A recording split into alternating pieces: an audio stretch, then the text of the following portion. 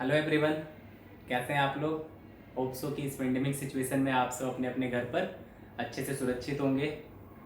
आज हम लोग इस लेक्चर में प्रिज्म के बारे में पढ़ेंगे और उससे पहले थोड़ा सा हम लोग लेटरल शिफ्ट देखेंगे। ठीक है, lateral shift due to slab. जैसे स्लैब के बारे में हम लोगों ने पहले भी पढ़ा था कि ऑब्जेक्ट हमारा कितना शिफ्ट कर जाता है, that is shifting of object, है ना। और फिर उस स्लैब को एक मिरर के पास में रख दिया, उसके कारण फिर हमें इमेजेस बनाते थे, है ना। दैट इज पहले ऑब्जेक्ट शिफ्ट कर जाता था उस स्लैब के कारण, और फिर जो इमेज वाली रे आती थी दैट इज रिफ्लेक्टेड रे, वो रिफ्लेक्टेड रे भी शिफ्ट करती थी और उस शिफ्टिंग के कारण हमारा इमेज भी शिफ्ट करता था। तो पहले ऑब्जेक्ट शिफ्ट करता था, फिर इमेज शिफ्ट करता था, है ना, एंड देन हमारा फाइनल इमेज आता था। तो लेटरल शिफ्ट बेसिकली उसी जगह की टॉपिक थी, बट किसी कारण से वो छूट गई और उसके बाद हमने टोटल इंटरनल रिफ्लेक्शन पढ़ लिया, है ना। तो इसलिए आज हम लोग सबसे पहले लेटरल शिफ्ट पढ़ेंगे और उसके बाद फिर हम लोग प्रिज्म पढ़ेंगे, है ना। देखिए, lateral shift due to slab, है ना, रेक्टेंगुलर स्लैब भी बोल सकते हो आप। देखो होता क्या है, इसकी एक्सपेरिमेंट आप लोग क्लास 10th में कर चुके होंगे, है ना। देखो शायद आपको याद आ जाए, हम लोग क्या करते थे, एक स्लैब लेते थे, ठीक है, एक स्लैब लिया, रेक्टेंगुलर स्लैब लिया जिसकी कुछ थिकनेस हुआ करती थी, जिस थिकनेस को हम लोग यहाँ पे क्या मान लेंगे, टी मान लेंगे, है ना। इस थिकनेस को हम लोग क्या मान ले, टी मान ले। अब क्या होगा कि यहां से मान लेते कोई रे इंसिडेंट हुई, ठीक है, या इसे थोड़ा दूर ले चलो, यहां से करवा लो यार, क्यों बताते हैं आगे। देखो ये वाला जो एंगल है ये हमारा हो गया एंगल ऑफ इंसिडेंस आई। होगा क्या, यहां से रेज क्या होंगी, रिफ्रैक्ट करेंगी, ठीक, जा ये किधर रही थी ऐसे, अब ये रिफ्रैक्ट कर गई, फिर क्या होगा, फिर ये रेज यहां से रिफ्रैक्ट करेंगी। अच्छा, यहाँ पे ये हमारा क्या है, मान लेते ये हमारा एयर है, जो कि जनरली एक्सपेरिमेंट किया जाता है। स्लैब के बाहर में क्या हमारा प्रेजेंट होता है, एयर प्रेजेंट होता है। स्लैब जो है, उस स्लैब की जो मीडियम है उसकी रिफ्रैक्टिव इंडेक्स क्या दे रखी है, म्यू दे रखी है, ठीक। तो म्यू क्या होगा, ये हमेशा एयर के रिफ्रैक्टिव इंडेक्स से ज्यादा होगा, ठीक है। तो यहां से रेज इंसिडेंट की, रिफ्रैक्ट की, तो रिफ्रैक्ट की तो टुवर्ड्स द नॉर्मल आएगी। यहाँ का एंगल ऑफ रिफ्रैक्शन क्या मान लिया, आर मान लिया हमने, ठीक है। अब देखो, अब ये रे यहां आई, क्या होगा, फिर से ये एक मीडियम से दूसरे मीडियम में जाएगी, है ना। इस बार पहला मीडियम हमारा डेंसर होगा और दूसरा मीडियम रेयरर होगा। इस पॉइंट पे क्या था हमारे, इस पॉइंट पे पहले रेयरर था फिर डेंसर था, तो रेस किधर आई, टुवर्ड्स द नॉर्मल। अब डेंसर है और ये रेयरर है, तो किधर जाएगी, अवे फ्रॉम द नॉर्मल। तो ये हमें कुछ इधर जाता हुआ दिखाई देगा। ये जो रे है दैट इज इंसिडेंट रे, ये जो रे है दैट इज रिफ्रैक्टेड रे, एंड ये जो रे है दैट इज इमर्जेंट रे। इमर्जेंट मतलब कि जो कि स्लैब से बाहर इमर्ज कर गया, है ना, बाहर निकल गया, ठीक। तो देखो क्या होगा कि ये जो रेज है ये इसे कहां से आती हुई नजर आएंगी, ऐसे कुछ इस जगह से, ठीक है। तो आपको याद होगा तो क्या होता है बेसिकली कि हम एक स्लैब लेते हैं, है ना, बिल्कुल इस तरीके से, और इसके नीचे क्या करते हैं, एक व्हाइट पेपर रखते हैं, ठीक है।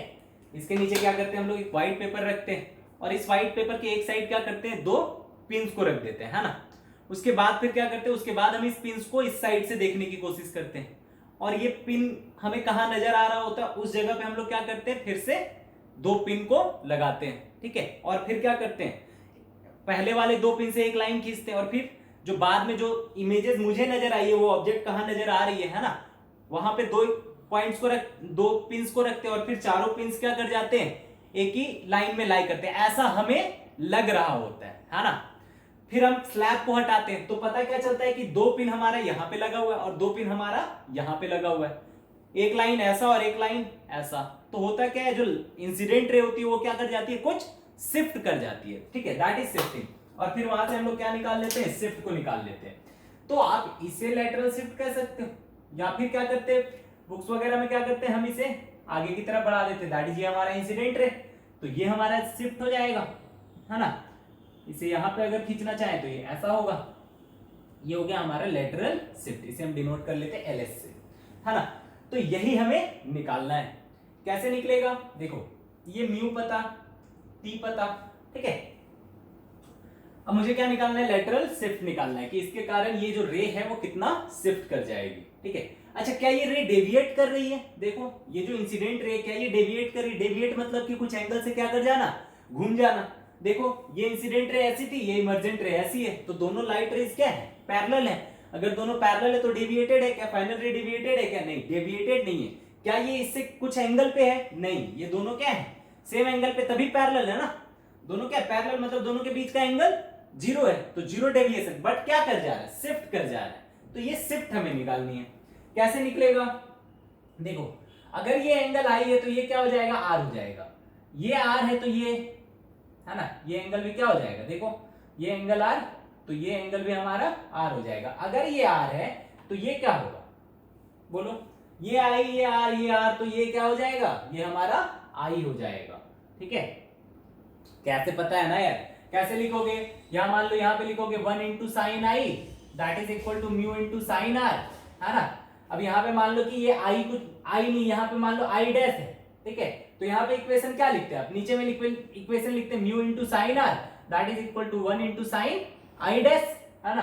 और म्यू इंटू साइन आर किसके बराबर, 1 इंटू साइन आई, तो यहाँ 1 इंटू साइन आई बैठा दे तो i is equal to i dash आता। सिंपल सी बात है यार कि अगर एंगल ऑफ रिफ्रैक्शन आर है, यहाँ पे भी आर है, तो हमारा जो निकलने वाला एंगल ऑफ इमर्जेंट होगा वो किसके बराबर होगा, इसी एंगल के बराबर होगा। ठीक है, देखो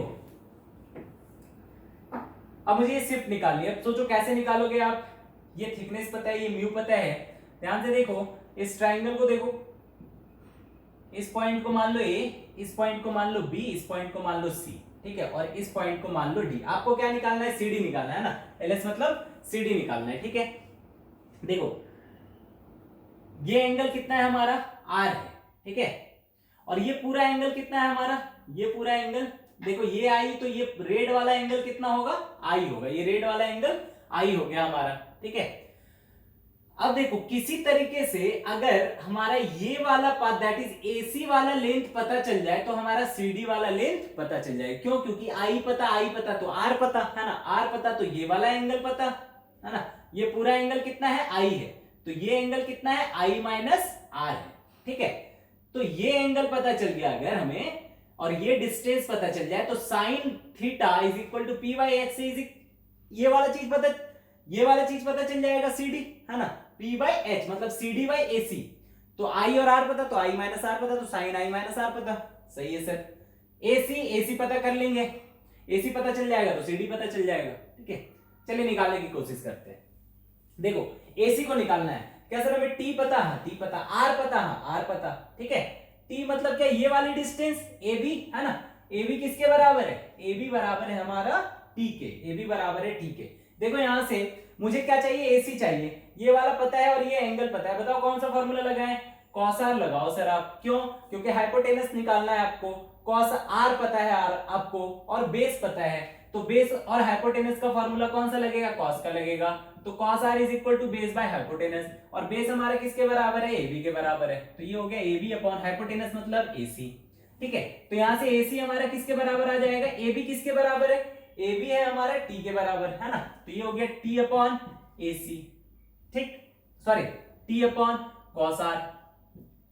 तो देखो ये आ गया हमारा क्या, एसी। ठीक है, अब हमें क्या चाहिए, सीडी चाहिए। अब बताओ कौन सा ट्राइंगल को देखेंगे, अब ट्राइंगल एसीडी को देखो, तो ट्राइंगल एसीडी, है ना। एसीडी ट्राइंगल को अगर देखा जाए तो हमें कौन सा एंगल, ये एंगल पता है क्या है, ये आई माइनस आर, ये पूरा एंगल कितना है आई, ये एंगल कितना है आर, तो ये कितना हो गया आई माइनस आर। ठीक है, तो ट्राइंगल एसीडी में हम क्या लिख सकते हैं। अच्छा इस बार आपको क्या चाहिए, अगर ये एंगल है तो ये क्या है हमारा परपेंडिकुलर, और ये क्या है हाइपोटेनस, तो परपेंडिकुलर पता करना है, हाइपोटेनस पता चल चुका है। तो पी बाई एच वाला फॉर्मूला कौन सा लगेगा, साइन थीटा लगेगा। तो sine I minus R that is equal to perpendicular मतलब सीडी अपॉन हाइपोटेनस मतलब एसी, सीडी मतलब लेटरल शिफ्ट एलएस, है ना, lateral shift LS upon AC मतलब एसी का वैल्यू कितना आ चुका है, देखो टी बाई कॉस आर। तो यहाँ पे क्या बैठा दो, टी बाई कॉस आर। ठीक, तो यहां से एलएस क्या आ जाएगा, एलएस आ जाएगा हमारा lateral shift T into sine I minus R upon cos R. ठीक है, ये हमारा क्या आ गया, T into sine I minus R upon cos R, ये आ गया हमारा लेटरल शिफ्ट। ठीक, अब देखो यहाँ पे कंडीशन, एक कंडीशन मान लेते हैं कि अगर अगर हमारा जो एंगल ऑफ इंसिडेंस है वो बहुत ही ज्यादा छोटा हो, ठीक है, एंगल ऑफ इंसिडेंस क्या हो हमारा, बहुत ही छोटा हो, ठीक। तो इफ ये हमारा एल आ गया, लेटरल शिफ्ट, इसे मिटाओ, ठीक है, क्या आ गया भाई, L S is equal to T into sine I minus R upon cos R, ठीक है सर, है ना, ये आ गया लेटरल शिफ्ट। अब क्या करना है मुझे, मान ले इफ हमारा आई क्या है, बहुत ही छोटा है, that is angle of incidence क्या है, बहुत ही छोटा है, ठीक है। अगर आई बहुत छोटा हो जाएगा तो आर भी क्या होगा, आर भी बहुत छोटा होगा, है ना यार। अगर आई हमारा छोटा हो गया दिस इंप्लाइज आर भी क्या होगा हमारा, बहुत छोटा होगा, mu into 1 into sine I is equal to mu into sine R, है ना। तो साइन आई की वैल्यू छोटी तो साइन आई भी बहुत छोटी, और म्यू तो 1 से बड़ी, तो 1 से बड़ी चीज डिवाइड होगी तो साइन आर तो और छोटा आएगा, तो आर बहुत छोटा होगा, ठीक है। अब देखो अगर आई भी छोटा, आई माइनस आर भी छोटा, तो थीटा अगर बहुत छोटा होता है, if theta is very small, है ना, तो sine theta is nearly equal to theta, ऐसा होता है, ठीक है, और cos theta is nearly equal to 1, है ना। तो यहां से हम कह सकते हैं कि जो साइन आई माइनस आर होगा वो nearly equal to I minus R होगा, है ना। थीटा मतलब आई माइनस आर मतलब आई छोटा आर छोटा, दोनों घटाए और छोटा, ठीक है। तो साइन आई माइनस आर किसके बराबर, आई माइनस आर के बराबर। अच्छा कॉस आर किसके बराबर होगा sir, cos R is nearly equal to 1 हो जाएगा, ठीक है। तो जो हमारा लेटरल शिफ्ट आ जाएगा वो कितने के बराबर आएगा, ये आ जाएगा हमारा t into I minus R upon 1, ठीक है। यहां से क्या करो आप, यहां से आप क्या कर लो, r को कॉमन ले लो, r को कॉमन ले लो, t इंटू या t इंटू आई को कॉमन ले लो, ठीक है, i t into I 1 minus R upon I, ठीक है, ऐसा आ जाएगा, t into I 1 minus R upon I, ठीक है। तो लेटरल शिफ्ट को देखो, इसे हम लिख सकते हैं t that is thickness of this slab into I that is angle of incidence 1 minus R upon I. R upon I को क्या लिख सकते हो आप, 1 by mu, R upon I को हम क्या लिख सकते हैं, 1 बाई म्यू, ठीक है। थिकनेस पता, रिफ्रैक्टिव इंडेक्स पता, एंगल ऑफ इंसिडेंस मतलब कि किस एंगल पे आप उसे इंसिडेंट करवा रहे हो ये पता, है ना। तो ये हो गया हमारा। अच्छा ये आई अपॉन आर बाय आई को 1 बाई म्यू कैसे लिखा, समझ आया ये, देखो क्या लिख सकते हो आप, 1 इंटू यहाँ पे स्नेल्स लॉ लगाओ इस जगह पे, 1 into sine I, 1 into sine I is equal to क्या हो जाएगा, म्यू इंटू साइन आर। हाँ सर ये तो हो जाएगा।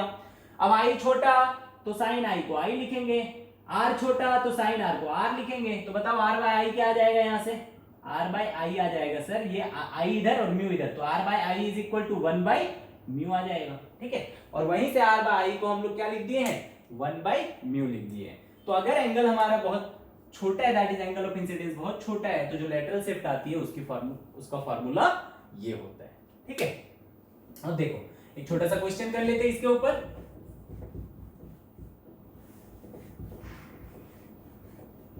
ठीक है। देखो मान लो कि हमारे पास एक स्लैब है, ठीक है, जिसकी थिकनेस दे रखी है हमें 10 सेंटीमीटर, कितनी दे रखी है थिकनेस, 10 सेंटीमीटर, ठीक है सर। और क्या दे रखा है, और दे रखा है कि जो लाइट रे है वो इंसिडेंट कर रही है at an angle of 60 degree, at an angle of 60 degree, ठीक है। और इसका जो म्यू दे रखा है ये दे रखा है हमें √3, बाहर का रिफ्रैक्टिव इंडेक्स है 1, है ना, दैट इज बाहर हमारा क्या है, एयर है। अब हमें पता करना है कि जो लाइट रे इंसिडेंट हुई है वो कितना शिफ्ट कर जाएगी, दैट इज जब ये बाहर निकलेगी तो ये अपने दैट इज ये जिधर जा रही थी उससे कितना शिफ्ट कर जाएगी, ठीक है। तो ये हमें लेटरल शिफ्ट यहाँ पे फाइंड करना है, कैसे निकालोगे, देखो फॉर्मूला क्या होता है, ls is equal to T into sine I minus R upon cos R, यही फॉर्मूला होता है ना। अब बोलो अब क्या करना पड़ेगा मुझे, आई पता है क्या, हाँ सर आई पता है, टी पता है क्या, हाँ सर टी भी पता है, आर नहीं पता, आर हमें नहीं पता, तो क्या करें, आर को निकालो सर आप, है ना, आर को क्या करना पड़ेगा, निकालना पड़ेगा, कैसे निकालेंगे, यहाँ पे कौन सा फॉर्मूला लगाएं कि हमें एंगल ऑफ रिफ्रैक्शन मिल जाए, ठीक है, तो हमें यहाँ स्नेल्स लॉ लगाना पड़ेगा, लगाओ, क्या हो जाएगा 1 into sine 60 is equal to √3 into sine R, लगेगा, ठीक है, स्नेल्स लॉ से ये कितना √3/2 is equal to √3 into sine R, तो यहां से साइन आर आ जाएगा हमारा 1/2 एंड दिस इंप्लाइज आर हमारा कितना आ गया, आर आ गया हमारा 30 डिग्री, ठीक है, आर कितना आ गया हमारा 30 डिग्री, ठीक है सर, ये क्या आ गया हमारा एंगल ऑफ रिफ्रैक्शन। अब बता, अब इसमें कुछ चाहिए क्या तुमको, टी पता, आई पता, आर पता, सारी वैल्यू पता है, तो एलएस कितना हो जाएगा हमारा, एलएस आ जाएगा हमारा LS is equal to 10 into sine, आई मतलब 60, आर मतलब 30 और कॉस आर मतलब 30, तो ये हो गया 10 into sine 30 upon cos 30, answer कितना आ जाएगा हमारा 10/√3 सेंटीमीटर, यही आएगा ना यार, 10/√3 सेंटीमीटर, ठीक है, साइन 30 1/2, कॉस 30 √3/2, 2/2 कट जाएगा, है ना, तो 10/√3 आ जाएगा, ये हो गया हमारा लेटरल शिफ्ट, ठीक, तो लेटरल शिफ्ट देख लिया, इसके ऊपर एग्जांपल भी देख लिए, है ना, अब देखते हैं हम लोग प्रिज्म। तो सबसे पहले प्रिज्म क्या होता है, ये भी आप लोग क्लास 10th में देखे होंगे, है ना, देखो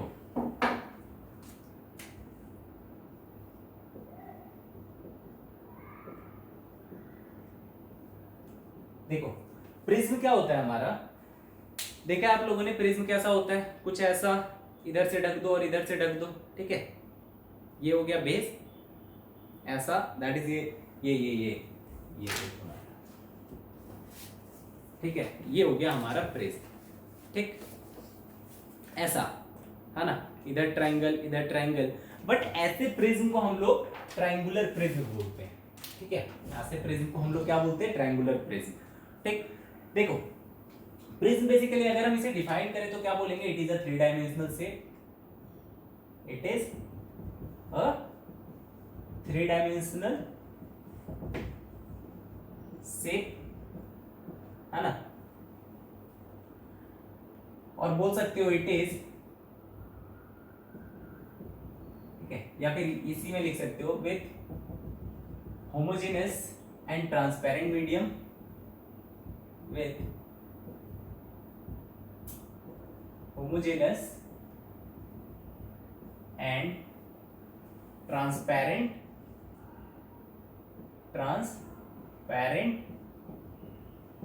medium, ठीक है, और क्या बोल सकते हो with identical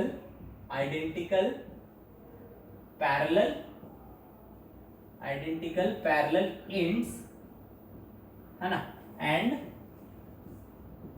all flat faces, है ना, all other flat faces, ठीक है, मतलब जो उसका एंड होगा, देखो क्या ये 3 डायमेंशनल शेप है, ठीक है, इसका जो एंड होगा, एंड मतलब कि भाई जैसे ये पकड़ा था ना हमने, तो पैरेलल एंड्स का मतलब क्या है कि जैसे ये वाला एंड और ये वाला एंड है ना, ये दोनों क्या होंगे, पैरेलल होंगे, ठीक है, बाकी देखो ये जो सरफेस है, ये जो सरफेस है और ये जो सरफेस है, ये क्या है, फ्लैट है, देखो ये जो एंड होगा हमारा और ये जो एंड होगा, ये दोनों क्या है, पैरेलल है, साथ ही साथ क्या होंगे, आइडेंटिकल होंगे, इसलिए लिखा हुआ है with identical parallel ends and all flat faces, बाकी जो फेसेस बचे हुए वो कैसे होंगे, फ्लैट होंगे, ठीक है, चलिए देखते हैं, देखो अगर मैं इसका डायग्राम बनाऊं, ठीक है, तो कैसा बनेगा,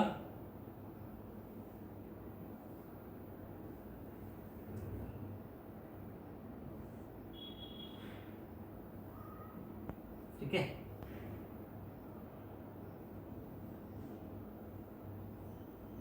होप सो कि ठीक ठाक डायग्राम बन गया हो, है ना, देख लेते हैं, हाँ ठीक ठाक डायग्राम बन गया है ना, देखो वो ड्राइंग थोड़ी अच्छी नहीं है, कोशिश करते हैं डायग्राम बनाने की, बन जाए तो ठीक है, नहीं बने तो भी ठीक है, ठीक है, तो देखो क्या है कि ये जो दो शेप है ना, ये वाले, ये दोनों शेप कैसे, ट्रायंगुलर है ना, इसलिए इसका, और दोनों क्या है, आइडेंटिकल है और साथ ही साथ पैरेलल है। आइडेंटिकल होने चाहिए, पैरेलल होने चाहिए, है ना, और कैसे, ट्रायंगुलर है। तो इसमें कितने शेप ट्रायंगुलर है, 2 ट्रायंगुलर शेप है, और बाकी कैसे शेप के, बाकी जो फ्लैट फेसेस है वो कैसे है, रेक्टेंगुलर है। ये कैसे है, रेक्टेंगुलर शेप के, तो ये हो गए 3 रेक्टेंगुलर शेप है ना, 3 रेक्टेंगुलर शेप के, ठीक है।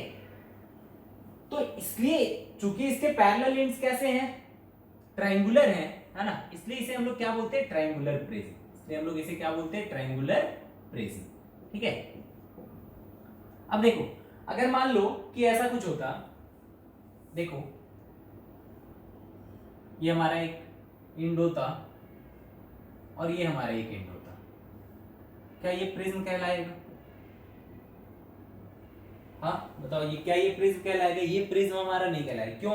क्या फ्लैट फेसेस है? बिल्कुल है सर। क्या दोनों पैरेलल है? ये दोनों क्या पैरेलल है? हाँ पैरेलल भी है, ठीक है। बट ये दोनों फेसेस क्या है, आइडेंटिकल नहीं है, तो ये हमारा प्रिज्म नहीं होगा, ठीक है। चलो देखो, तो सर और किसी तरीके के प्रिज्म होते हैं क्या, ट्रायंगुलर है, और कोई प्रिज्म होता है? हाँ देखो, अगर मान लो कि मेरे पास कुछ ऐसा शेप हो,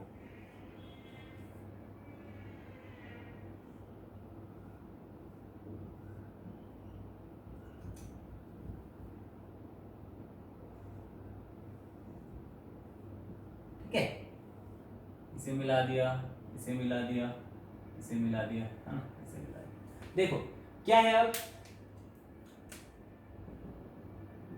देखो ये जो इंड्स है, ठीक है, ये इंड्स कैसे हैं, पैरेलल है, आइडेंटिकल है, और बाकी जो फेसेस बचे वो कैसे हो गए, फ्लैट हो गए। कितने फ्लैट सरफेसेस है यहाँ पे, 4। और पैरेलल इंड्स कैसे हैं, पैरेलल इंड्स कैसे हैं, रेक्टेंगुलर। इसे स्क्वायर एंड रेक्टेंगुलर मानो, ठीक है, या स्क्वायर भी मान सकते हो।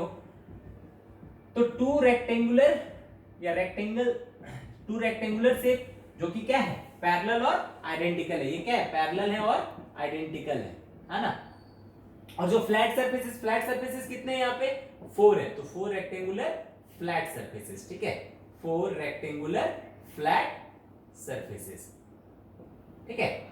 तो इसका नाम किससे, दैट इसका नाम किससे आता है, जो कि पैरेलल इंड्स होते हैं हमारे। पैरेलल इंड्स कैसे हैं यहाँ पे, रेक्टेंगुलर है, तो इसलिए हम लोग क्या बोलेंगे, इसे रेक्टेंगुलर प्रिज्म बोलेंगे, ठीक है, रेक्टेंगुलर प्रिज्म, ठीक है। चलिए देखिए, अब प्रिज्म के बारे में पढ़ते हैं, होता क्या है वो तो देख लिया, ठीक है। ट्रांसपेरेंट है, होमोजेनस है ना। ट्रांसपेरेंट मतलब कि जिससे लाइट रे पास कर सके, ठीक है। अब देखो, ये जो हमारा प्रिज्म था उसे हम 2D में, दैट इज उसका क्रॉस सेक्शनल व्यू कैसे दिखाते हैं, कुछ इस तरीके से। ये कौन सा सरफेस है, इस पे लाइट रे हमारी क्या होती है, इंसिडेंट होती है। कौन सा सरफेस है, देखो ये कौन सा सरफेस है, ये वाला फ्लैट वाला, है ना। कौन सा है ये, फ्लैट वाला। इस फ्लैट वाले पे लाइट रे क्या होगी, इंसिडेंट होगी। नॉर्मल कैसा, कुछ ऐसा। तो इस फ्लैट सरफेस पे, तो इसका क्रॉस सेक्शन मतलब इधर से देखोगे तो आपको क्या नजर आएगा, ये ट्रायंगल ही नजर आएगा ना। तो इस वाले पे आप रे को इंसिडेंट करवाओ, ठीक है, मतलब इस वाले सरफेस पे इंसिडेंट हो रहा है, निकलेगा किस वाले सरफेस से, इस वाले से। हो सकता है कि TIR भी हो, ठीक है, खैर वो बात की बात है। तो देखो यहां पे लाइट रे क्या हुई, इंसिडेंट हुई। होगा क्या, रेज यहां से रिफ्रैक्ट करेंगी, ठीक है। ये रेज आ किधर रही थी, इधर जा रही थी, रिफ्रैक्ट करेगी, ठीक है। उसके बाद फिर रे बाहर निकली और यहां से ये इमर्ज कर जाएगी, ठीक है। कैसे कैसे वो ये कहानी देखो, ये हमारा क्या है, एयर है, ये हमारा मीडियम है, दैट इज जिसका ग्लास बना हुआ है, ठीक है, या प्रिज्म बना हुआ है, उसकी रिफ्रैक्टिव इंडेक्स को हम क्या मान ले, म्यू मान ले, ठीक है सर। ये हमारा angle of incidence I normal से, तो एंगल ऑफ रिफ्रैक्शन हमारा ये हो जाएगा R1 और ये हो जाएगा हमारा, इसे मान लेते हैं हम R2, ठीक है। ये हो गया R1, ये हो गया हमारा R2। अब जो रे निकली है दैट इज इमर्जेंट रे, ये हमारा इंसिडेंट रे हो गया, ये रिफ्रैक्टेड रे, और ये हमारा क्या हो गया, इमर्जेंट रे। तो जो इमर्जेंट रे नॉर्मल से एंगल बनाएगी उसे हम लोग क्या बोलेंगे, E, ठीक है, that is angle of emergence, ठीक। तो आगे टर्म्स को जान लेते हैं। यहाँ पे जो ये वाला एंगल होता है इसे हम लोग क्या बोलते हैं, एंगल ऑफ प्रिज्म। ये एंगल कौन सा एंगल है, ये जो फ्लैट सरफेसेस थे ना, फ्लैट सरफेसेस, तो अगर इधर से रे आ रही है और ये दोनों फ्लैट सरफेसेस है तो ये बीच वाला एंगल हमारा क्या हो जाएगा, एंगल ऑफ प्रिज्म हो जाएगा। ठीक है, तो देखो, तो यहाँ पे आई क्या है हमारा, एंगल ऑफ इंसिडेंस है। ठीक है, ई क्या है हमारा, एंगल ऑफ इमर्जेंस है। ठीक है, ए क्या है हमारा, एंगल ऑफ प्रिज्म है, एंगल ऑफ प्रिज्म है। ठीक है, एंगल ऑफ प्रिज्म है, या फिर हम इसे क्या बोलते हैं, एंगल ऑफ एपेक्स भी बोलते हैं, एंगल ऑफ एपेक्स भी बोला जाता है। ठीक है, अब देखो, अब होता क्या है एक्चुअली, जैसे हम लोगों ने स्लैब में देखा ना कि यहाँ पे 2 पिन रखा। ठीक है, मान लो हम यहाँ पे 2 पिन रख देते हैं, तो ये 2 पिन अगर हम इधर से देखें तो ये 2 पिन कहां से नजर आएगी, ये कुछ इधर से आती हुई दिखाई देगी। ठीक है, ये दोनों पिन जो यहाँ थी, ये यहाँ पे अगर हम इधर से ऑब्जर्व कर रहे हैं, ठीक है, तो ये दोनों पिन यहाँ से आती हुई दिखाई देगी। एक्सपेरिमेंट में हम लोग क्या करते हैं, ऐसे ही आगे इधर हम लोग 2 पिन रख देते हैं और इधर से देखते हैं क्या कि वो पिन हमें कहाँ नजर आ रही है। ठीक है, इधर से देखते हैं और यहाँ पे एक पिन लगाते हैं ताकि क्या हो, वो तीनों पिन क्या हो जाए, एक लाइन में आ जाए। तो एक पिन लगाया, एक पिन से तो एक पॉइंट से तो हम स्ट्रेट लाइन खींच नहीं सकते कि इमर्जेंट रे किधर है। ठीक है, तो हम एक और पिन लगाते हैं, दैट इज 2 पिन लगाया। 2 पिन से हमारा क्या पता चल जाएगा, 2 पिन मतलब 2 पॉइंट मिल गए, उससे एक स्ट्रेट लाइन खींचेंगे, मतलब हमारा जो इमर्जेंट रे है वो किधर है पता चल जाएगा। ठीक है, यहाँ 2 पिन रखा क्यों, ताकि हमें क्या पता चले, इंसिडेंट रे पता चले। ठीक है, तो एक्चुअली होता क्या है, ये जो प्रिज्म होती है ना, वो करती क्या है, ये रे हमारे इंसिडेंट हुई थी। ठीक है, ये रे क्या हुई थी, इंसिडेंट हुई थी इधर के डायरेक्शन में, इसने क्या किया, इसे डेविएट कर दिया। ठीक है, ये प्रिज्म ने क्या किया, इस रे को डेविएट करके किधर भेज दिया, इधर भेज दिया। तो इधर जो पर्सन है उसे ये जो रे है वो किधर से आती हुई नजर आएगी, इस जगह से आती हुई, मतलब ये सारे ऑब्जेक्ट्स कहां नजर आएंगे, इधर नजर आएंगे, इस वाले लाइन पे नजर आएंगे। ठीक है, तो हम लोग एक्सपेरिमेंटली इस तरीके से क्या करते हैं, एंगल ऑफ दैट इज की डेविएशन निकाला जाता है, अभी देखेंगे हम लोग, है ना। तो ये हो गया हमारा एंगल ऑफ प्रिज्म, या फिर हम इसे क्या बोलते हैं, एंगल ऑफ एपेक्स। तो ये कुछ टर्म्स हैं जिसके बारे में हमें जानना होता है। दूसरी चीज कि यार ये जो एंगल ऑफ एपेक्स है सर, ये है या ये है ना, तो वो डिपेंड करता है कि आप रे को किधर से इंसिडेंट करवा रहे हो। ठीक, जैसे मान लो ये तो हो गया आपका।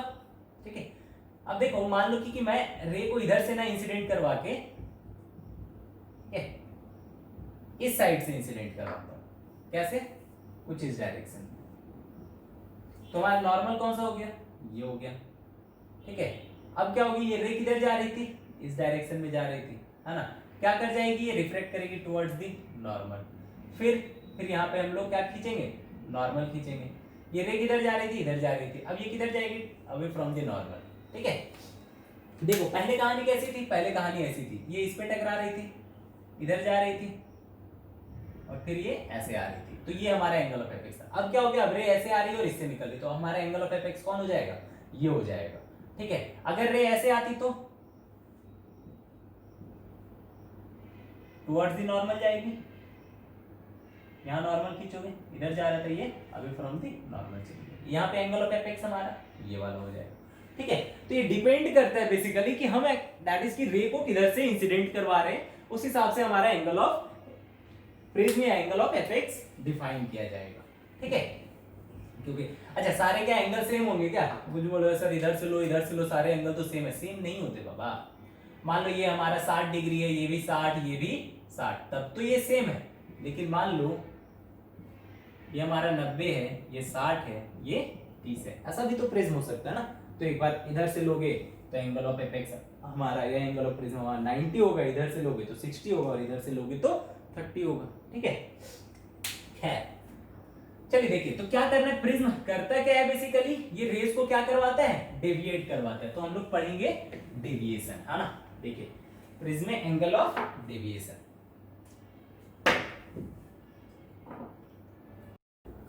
एंगल ऑफ डेविएशन, है ना, एंगल ऑफ डेविएशन। ठीक है, देखो होगा क्या, एक प्रिज्म बना लो, थोड़ा बड़ा बनाते हैं।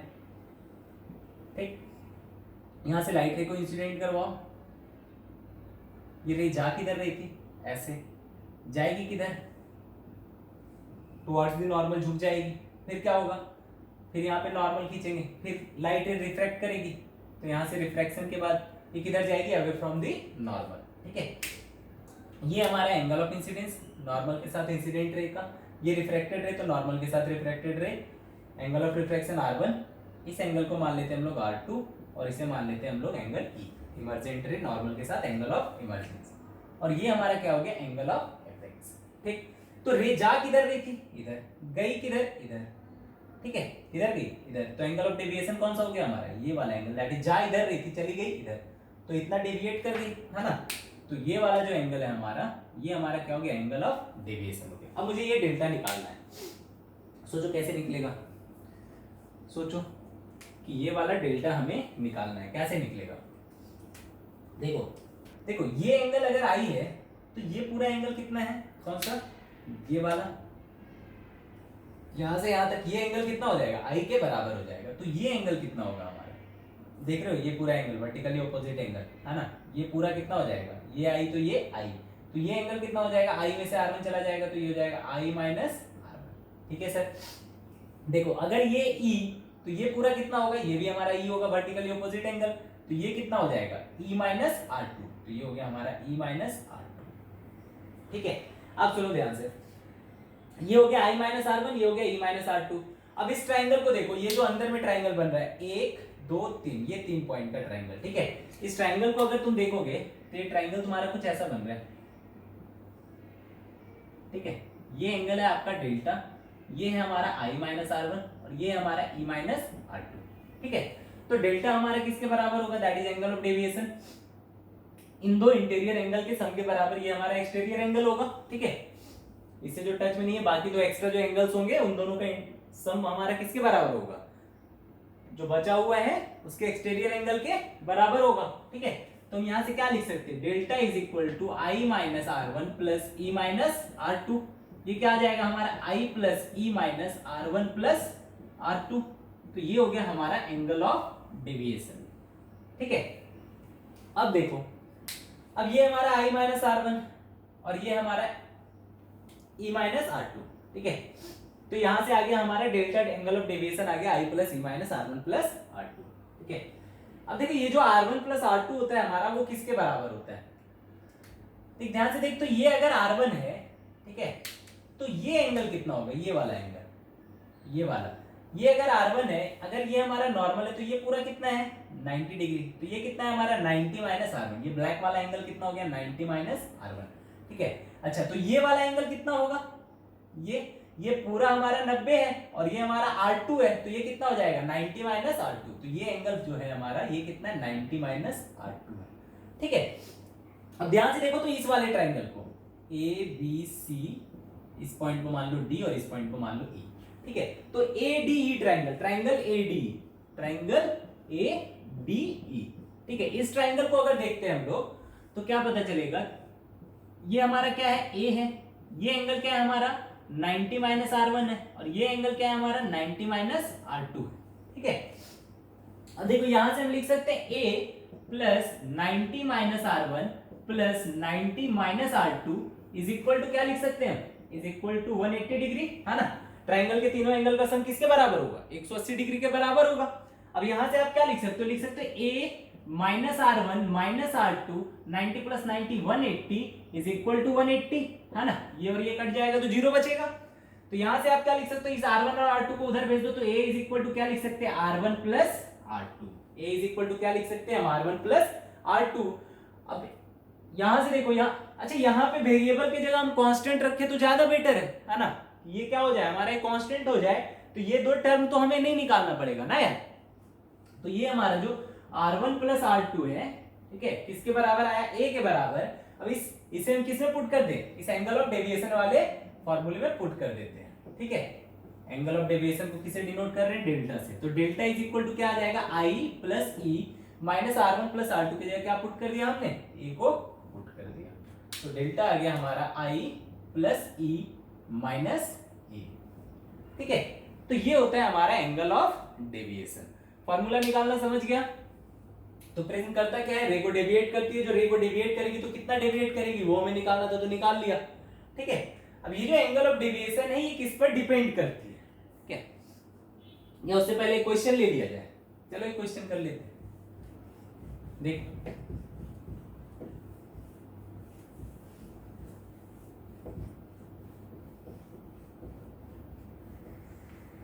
क्या क्वेश्चन ले, मान लो कि हमारे पास एक प्रिज्म है, ठीक है, जिसका एंगल ऑफ एपेक्स हमें क्या दे रखा है, ए इज इक्वल टू दे रखा है हमें 75 डिग्री, ठीक है, और इसका म्यू दे रखा है मुझे √2, ठीक। ये लाइट रे इंसिडेंट कर रही है at an angle of 45 degree है, लाइट रे इंसिडेंट हुई at an angle of incidence 45 degree. तो आई कितना दे रखा है हमें, 45 डिग्री, ठीक है। हमसे पूछा गया find R1 R2 angle of emergence, है ना, और साथ ही साथ एंगल ऑफ डेविएशन। ये चारों चीजें हमें निकालनी है। कैसे निकालेंगे, देखो क्या क्या दे रखा है, आई दे रखा है, म्यू दे रखा है, म्यू कितना है हमारा, म्यू दे रखा है हमें √2, ठीक है। तो R1 निकालना है, R1 मतलब कि ये लाइट रे क्या करेगी, पहले रिफ्रैक्ट करेगी, रिफ्रैक्ट करेगी तो एट एन एंगल R1 ये रिफ्रैक्ट की, ठीक है। तो ये R1 कितना होगा, R1 निकालने के लिए हम लोग क्या लगाएंगे, यहाँ पे स्नेल्स लॉ लगाएंगे इस पॉइंट पर। स्नेल्स लॉ लगाओगे तो आपको क्या मिलेगा, बाहर कुछ नहीं दिया मतलब क्या है हमारा, एयर है, तो स्नेल्स लॉ लगाए उस पॉइंट पे, तो 1 इंटू साइन आई, साइन आई मतलब साइन 45, है ना, is equal to mu into, यहाँ पे म्यू इंटू साइन R1 लगेगा, म्यू कितना √2, है ना, म्यू कितना है हमारा √2 इंटू साइन R1। अब देखो साइन 45 कितना 1/√2, that is equal to √2 into sine R1। This implies √2 को इधर ले आओ तो √2 इंटू √2 2 हो जाएगा, तो साइन R1 हमारा आ गया 1/2 एंड दिस इंप्लाइज R1 कितना आ गया हमारा 30 डिग्री। तो R1 हमारा आ जाएगा 30 डिग्री। तो अगर R1 हमारा 30 डिग्री हो गया तो बताओ R2 कितना होगा हमारा, R2 कैसे निकालोगे, सोचो। क्या पता है हमें कि A जो होता है वो किसके बराबर होता है, R1 प्लस R2 के बराबर होता है, सही है सर। A किसके बराबर होता है, R1 प्लस R2 के बराबर होता है। तो A कितना हमारा 75, R1 कितना है हमारा 30, तो R2 कितना हो जाएगा हमारा, R2 आ जाएगा हमारा 75 minus 30 that is equal to 45 degree, ठीक है। 75 minus 30 is equal to 45 degree. तो R2 कितना आ गया हमारा 45 डिग्री। अब क्या निकालना है हमें, एंगल E निकालना है। तो एंगल E मतलब ये, ठीक है। अब एंगल E निकालने के लिए हमें क्या करना पड़ेगा, इस पॉइंट पे क्या लगाना पड़ेगा, स्नेल्स लॉ लगाना पड़ेगा, ठीक है। अब इस पॉइंट पे स्नेल्स लॉ लगाओ, इस पॉइंट पे स्नेल्स लॉ लगाओगे तो क्या मिल जाएगा आपको, एंगल ऑफ इमर्जेंस मिल जाएगा। देखो अंदर का रिफ्रैक्टिव इंडेक्स कितना √2, तो क्या लिखोगे √2 इंटू साइन, यहाँ पे एंगल कितना, उस मीडियम का एंगल कितना R2, तो sign R2 is equal to बाहर का रिफ्रैक्टिव इंडेक्स 1 इंटू बाहर का एंगल साइन E, तो √2 इंटू साइन R2 मतलब sine 45 is equal to 1 into sine E, तो साइन E हमारा आ जाएगा 45, साइन 45 को लिखोगे 1/√2, √2 कट जाएगा तो साइन E आ गया हमारा 1 and this implies E is equal to 90 degree. मतलब क्या होगा, जो रे हमारा बाहर निकल रहा है वो पैरेलल टू दिस सरफेस निकलेगा, है ना, या परपेंडिकुलर टू नॉर्मल भी बोल सकते हो, ठीक है। ये हमारा क्या हो जाएगा, एंगल ऑफ इमर्जेंस। मतलब क्या, मतलब ये जो R2 है हमारा, ये R2 क्या होना चाहिए, सोचो कब रे रिफ्रैक्ट करके पैरेलल टू सरफेस चली जाती है, या फिर कब रे का रिफ्रैक्शन, एंगल ऑफ रिफ्रैक्शन हमारा 90 डिग्री होता है, जब हमारा यहाँ पे एंगल ऑफ इंसिडेंस ये वाला एंगल कितना हो जाए, क्रिटिकल एंगल के बराबर हो जाए। मतलब R2 हमारा किसके बराबर है, C के बराबर है। देखो C कैसे निकालोगे, sine C is equal to क्या होता है, sine C is equal to 1/μ, बाहर क्या है हमारा एयर है ना, तो यहाँ 1 ही होगा, तो 1/μ, ठीक है। तो sine C is equal to mu कितना दे रखा है √2, तो 1/√2, तो C कितना है 45 डिग्री। ध्यान से देख, तो R2 हमारा 45 ही आ रहा है, क्या वही आ रहा है सर, R2 45 है।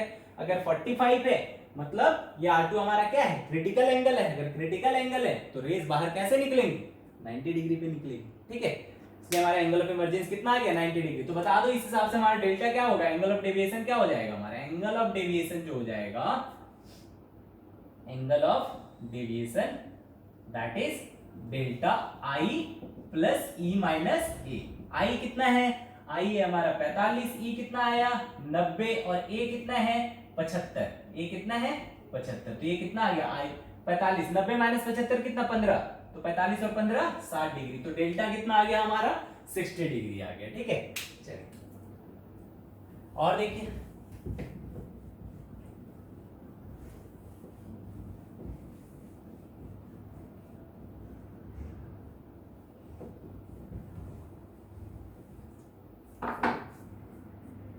मान लो कि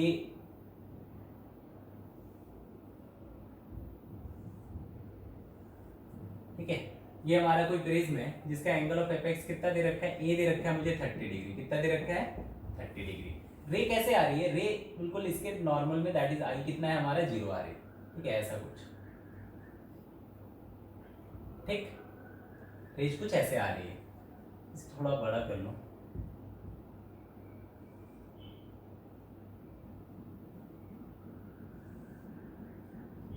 ये एंगल है हमारा एंगल ऑफ एपेक्स, ठीक है, और ये हम इसे ऐसे इंसिडेंट करवा रहे हैं। ठीक, हमें निकालना है दैट इज नॉर्मली इंसिडेंट करवाया गया। कैसे इंसिडेंट करवाया गया, नॉर्मली इंसिडेंट करवाया गया। ठीक है, ये हमारा इंसिडेंट है। हमसे पूछा गया R1 find R1 R2 E and delta. ठीक है, इसका म्यू, अंदर का म्यू दे रखा है मुझे कितना √2, म्यू कितना दे रखा है √2। ठीक है, चलो बनाने की कोशिश करते हैं। देखो पहले देखो एंगल ऑफ इंसिडेंस आई कितना है हमारा 0 है ना, नॉर्मली इंसिडेंट किया तो आई कितना है हमारा 0 है। अगर आई हमारा 0 है तो स्नेल्स लॉ लगाओगे इस पॉइंट पे, या फिर यहाँ पे सिंपली तुम्हें समझ भी आ रहा होगा यार कि नॉर्मली है तो ये कैसे चला जाएगा, ऐसा ही बिल्कुल रे आ जाएगा हमारा। तो R1 कितना हो जाएगा हमारा 0 हो जाएगा। सिंपल सा बात है, क्यों, क्योंकि आई 0 तो 1 into sine I, that is 1 into sine 0 0 is equal to mu into sine R, that is √2 into sine R. √2 को 0 आएगा, साइन आर तुम्हारा 0 आ जाएगा। तो R1 कितना आ गया हमारा 0 के बराबर आ गया। अगर R1 हमारा 0 के बराबर आ गया तो बताओ हमारा R2 कितना होगा। R2 मतलब ये वाला एंगल है ना, ये एंगल किसके बराबर होगा, A इज इक्वल टू क्या पता है हमें R1 प्लस R2 पता है। ठीक है, A कितना हमारा 30 डिग्री, R1 कितना हो गया हमारा 0, तो R2 कितना हो जाएगा हमारा 30 डिग्री। R2 30 डिग्री पता चल गया, तो E निकाल सकते हो क्या आप, बिल्कुल निकाल सकते हो। ठीक है, और उस हिसाब से हमारा एंगल ऑफ डेविएशन भी निकल सकता है। ठीक है, कैसे निकालोगे, √2 इंटू यहाँ पे स्नेल्स रूल लगाओगे है ना, ये लाइट रिफ्लेक्ट करेगी एट एन एंगल E। अच्छा बता सकते हो यहाँ पे हमारा एंगल ऑफ इंसिडेंस कितना होगा, सॉरी क्रिटिकल एंगल कितना होगा, बताओ क्रिटिकल एंगल कितना होगा 45 degree sin c is equal to 1/μ। ये जो R2 है वो 45 से बड़ा है या छोटा है, छोटा है, मतलब क्या होगा रेज रिफ्रैक्ट करेगी है ना। तो रेज रिफ्रैक्ट की एट एन एंगल E। अब बताना है हमें E कितना होगा, तो लगाओ फॉर्मूला, क्या लगाओगे √2 into sine 30 is equal to क्या लगाओगे 1 इंटू साइन E है ना, mu into sine R2 is equal to 1 into बाहर क्या है A है 1 इंटू साइन E। तो यहाँ से E हमारा कितना आ जाएगा 45 डिग्री। सॉल्व करना है इसे, साइन 30 1/2, √2 से √2 कटेगा तो 1/√2 बचेगा, तो साइन E 1/√2 आएगा, तो ये हमारा 45 डिग्री आ जाएगा। तो ये हो गया हमारा एंगल ऑफ इमर्जेंस। तो डेल्टा हमारा कितना हो जाएगा I plus E minus a, that is I plus E minus a, that is I कितना हो गया हमारा 0, E कितना हो गया हमारा 45, A कितना है हमारा 30, तो डेल्टा कितना हो गया हमारा 15 डिग्री। ठीक है, तो ये हो गया हमारा एंगल ऑफ डेविएशन। ठीक, अब आगे बढ़ते हैं हम लोग।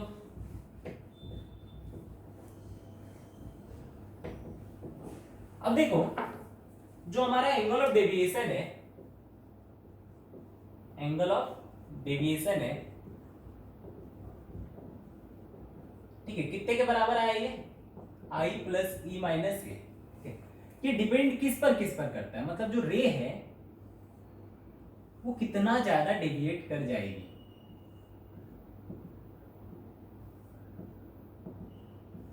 ठीक है, सोचो अगर हम क्या करते हैं, जो प्रिज्म है हमारा, इस प्रिज्म का रिफ्रैक्टिव इंडेक्स बढ़ाओगे, जितना ज्यादा आप रिफ्रैक्टिव इंडेक्स बढ़ाओगे क्या रेज उतना ज्यादा मुड़ेंगी है ना। जितना ज्यादा आप रिफ्रैक्टिव इंडेक्स बढ़ाओगे रेज उतना ज्यादा मुड़ेगी। सोचो क्या होगा, मान लो ये एंगल ऑफ इंसिडेंस आई है, आई हमने क्या रखा, कांस्टेंट रखा, ठीक है। म्यू को हमने बढ़ाया, म्यू को बढ़ाओगे तो ये रेज क्या होंगी, और ज्यादा इधर झुकेंगी, ठीक है। ये जो रिफ्रैक्टेड रे है वो और ज्यादा इधर झुकेगी टुवर्ड्स द नॉर्मल, मतलब हमारा जो R1 होगा वो R1 क्या हो रहा होगा, घट रहा होगा, है ना। ऑब्वियस सी बात है घटेगी, ठीक। ये देखो ये हमारा इंसिडेंट रे है और ये हमारा इमर्जेंट रे, तो ये हमारा क्या है, एंगल ऑफ डेविएशन है। समझना चीजों को। ये हमारा रिफ्रैक्टिव इंडेक्स है, रिफ्रैक्टिव इंडेक्स को क्या किया हमने, बढ़ाया। अगर बढ़ाएंगे तो ये R1 हमारा घटेगा, ठीक है। मतलब रेज ऐसे जा रही थी और पहले ये ऐसे आ रही थी और फिर इस पॉइंट से ये ऐसे जा रही थी, ठीक है। इतना भी ज्यादा ना मोड़ दो, ऐसे मोड़ लो, ठीक। अब हम क्या करते हैं, यहाँ पे नॉर्मल हमारा ये और यहाँ पे नॉर्मल हमारा ये, आई को हमने सेम रखा। क्या चेंज किया हम, रिफ्रैक्टिव इंडेक्स, रिफ्रैक्टिव इंडेक्स को क्या कर रहे हैं हम, इंक्रीज कर रहे हैं। जब तुम रिफ्रैक्टिव इंडेक्स को इंक्रीज करोगे तो ये वाला चीज क्या होगा, दैट इज ये एंगल हमारा R1 घट जाएगा। अगर R1 घट जाएगा तो सोचो, R1 घट जाएगा तो R1 प्लस R2 किसके बराबर होता है, A के बराबर। तो R2 हमारा क्या होगा, A माइनस R1 हो जाएगा। R1 घटेगा तो R2 हमारा बढ़ जाएगा, है ना। R1 घटेगा तो R2 हमारा बढ़ जाएगा। मतलब ये वाला जो एंगल है, ये एंगल, ठीक है, यहां पे नहीं, यहां पे नॉर्मल खींचो, है ना। ये एंगल क्या हो जाएगा हमारा, बढ़ जाएगा, ठीक है। अगर ये बढ़ जाएगा तो बताओ जो रे बाहर निकलेगी, है ना, तो पहले इसका इमर्जेंस एंगल ऑफ इमर्जेंस ये था, अब जो एंगल ऑफ इमर्जेंस होगी वो इससे ज्यादा होगी या कम होगी। सोचो सोचो, अगर ये एंगल हमारा बढ़ता है तो ये एंगल घटेगा या बढ़ेगा, ऑब्वियस सी बात है बढ़ेगी। कैसे, यहाँ पे स्नेल्स लॉ क्या लगाओगे आप, म्यू इंटू साइन R2, ये R2 और ये E इज इक्वल टू क्या लगाओ, 1 इंटू साइन E, है ना। अब सोचो ये कैसा फंक्शन है, साइन कैसा फंक्शन है, इंक्रीजिंग फंक्शन है। अगर हमारा R2 बढ़ेगा तो साइन R2 बढ़ेगा, मतलब ये पूरी वैल्यू क्या होगी, बढ़ेगी। मतलब साइन E भी बढ़ेगा, मतलब E भी हमारा बढ़ेगा, है ना। थीटा बढ़ता है तो साइन थीटा बढ़ता है, या फिर साइन थीटा बढ़ता है तो भी थीटा बढ़ता है। क्यों, क्योंकि साइन थीटा कैसा फंक्शन है, इंक्रीजिंग फंक्शन है, ठीक है। तो E हमारा क्या कर जाएगा, बढ़ जाएगा। मतलब इंसिडेंट रे तो ऐसी ही है, बट ये वाली जो इमर्जेंट रे है वो थोड़ी और ज्यादा मुड़ गई। अगर ये और ज्यादा मुड़ जाएगी तो सोचो जो एंगल ऑफ डेविएशन है वो बढ़ेगा या घटेगा, ऑब्वियस सी बात है बढ़ जाएगी, है ना। यहाँ पे ये रे क्या होगी, इससे ज्यादा, अगर इसी के तरीके होती तो पैरेलल जाती, बट इससे ज्यादा मुड़ेगी, मतलब ये, तो ये हो जाएगा हमारा एंगल ऑफ डेविएशन। देखो बढ़ रही है पहले से, देखो ये वाला जो एंगल होगा, ऑब्वियस सी बात है, ये देख ये एक रे है ना, ये पैरेलल, ठीक है। अगर हम यहाँ ऐसे रे जाती तो ये एंगल घटता, बट रेस कैसे आ रही है, ऐसे, तो ये एंगल क्या होगा, इससे दैट इज इस वाले एंगल से ये एंगल क्या हो जाएगा, बड़ा हो जाएगा, ठीक है। सिंपल सी बात है। तो ये एंगल दैट इज की डेविएशन क्या हो गया हमारा, इंक्रीज कर गया। तो देखो इसे ऐसे भी आप याद रख सकते हो कि रिफ्रैक्टिव इंडेक्स बढ़ाने से क्या हो जाता है, लाइट रे ज्यादा मुड़ती है, तो म्यू बढ़ाएंगे तो हमारा जो एंगल ऑफ डेविएशन होगा वो हमारा ज्यादा होगा, ठीक है। तो म्यू बढ़ाएंगे तो एंगल ऑफ डेविएशन जो है इट डिपेंड्स ऑन पहला refractive index that is mu of prism, है ना। कैसे डिपेंड करता है, अगर हम म्यू को इंक्रीज करेंगे तो डेल्टा भी हमारा इंक्रीज करेगा, ठीक है। दूसरा देखो ये डिपेंड करता है हमारा एंगल ऑफ प्रिज्म पे, एंगल ऑफ प्रिज्म पे मतलब कि ये हमारा क्या हो गया, ए हो गया, that is angle of prism, ठीक है। अब सोचो हम क्या करते हैं, एंगल ऑफ इंसिडेंस को उतना ही रखते हैं, ठीक है। एंगल ऑफ इंसिडेंस को हम उतना ही रखें। अगर हम एंगल ऑफ इंसिडेंस को उतना ही रखते हैं और म्यू भी हमारा वही है, रिफ्रैक्टिव इंडेक्स वही है, तो यहां पे आप फॉर्मूला क्या लगाओगे, 1 into sine I is equal to mu into sine R1। बिल्कुल सर, सही है ना। यहां पे फॉर्मूला लगाओगे आप, 1 into sine I is equal to mu into sine R1।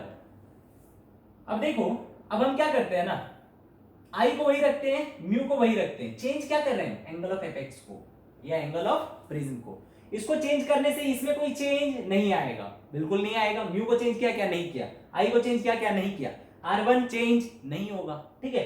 तो R1 तो हमारा वही है, बट R2 के साथ क्या होगा, सोचो। R2 क्या हो जाएगा हमारा, A माइनस R1। अगर हम A को बढ़ाएंगे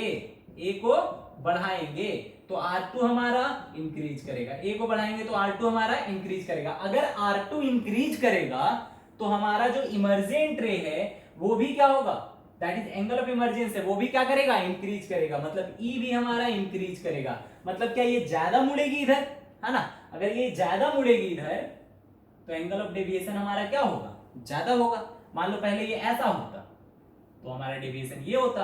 अब हम A को बढ़ाया, ये बढ़ाया तो हमारा E भी बढ़ेगा, तो E हमारा इतना बढ़ गया तो एंगल ऑफ डेविएशन हमारा ये हो गया। देखो एंगल ऑफ डेविएशन पहले से ज्यादा हो गया, ठीक है। तो अगर हम A को इंक्रीज करते हैं, it depends on angle of prism, ठीक है। होप सो कि समझ आ रहा हो क्या क्या बोल रहे हैं, है ना। एंगल ऑफ प्रिज्म अगर हम A को इंक्रीज करेंगे तो क्या होगा, हमारा जो डेविएशन है वो हमारा इंक्रीज कर जाएगा, ठीक है। एंड इट डिपेंड्स ऑन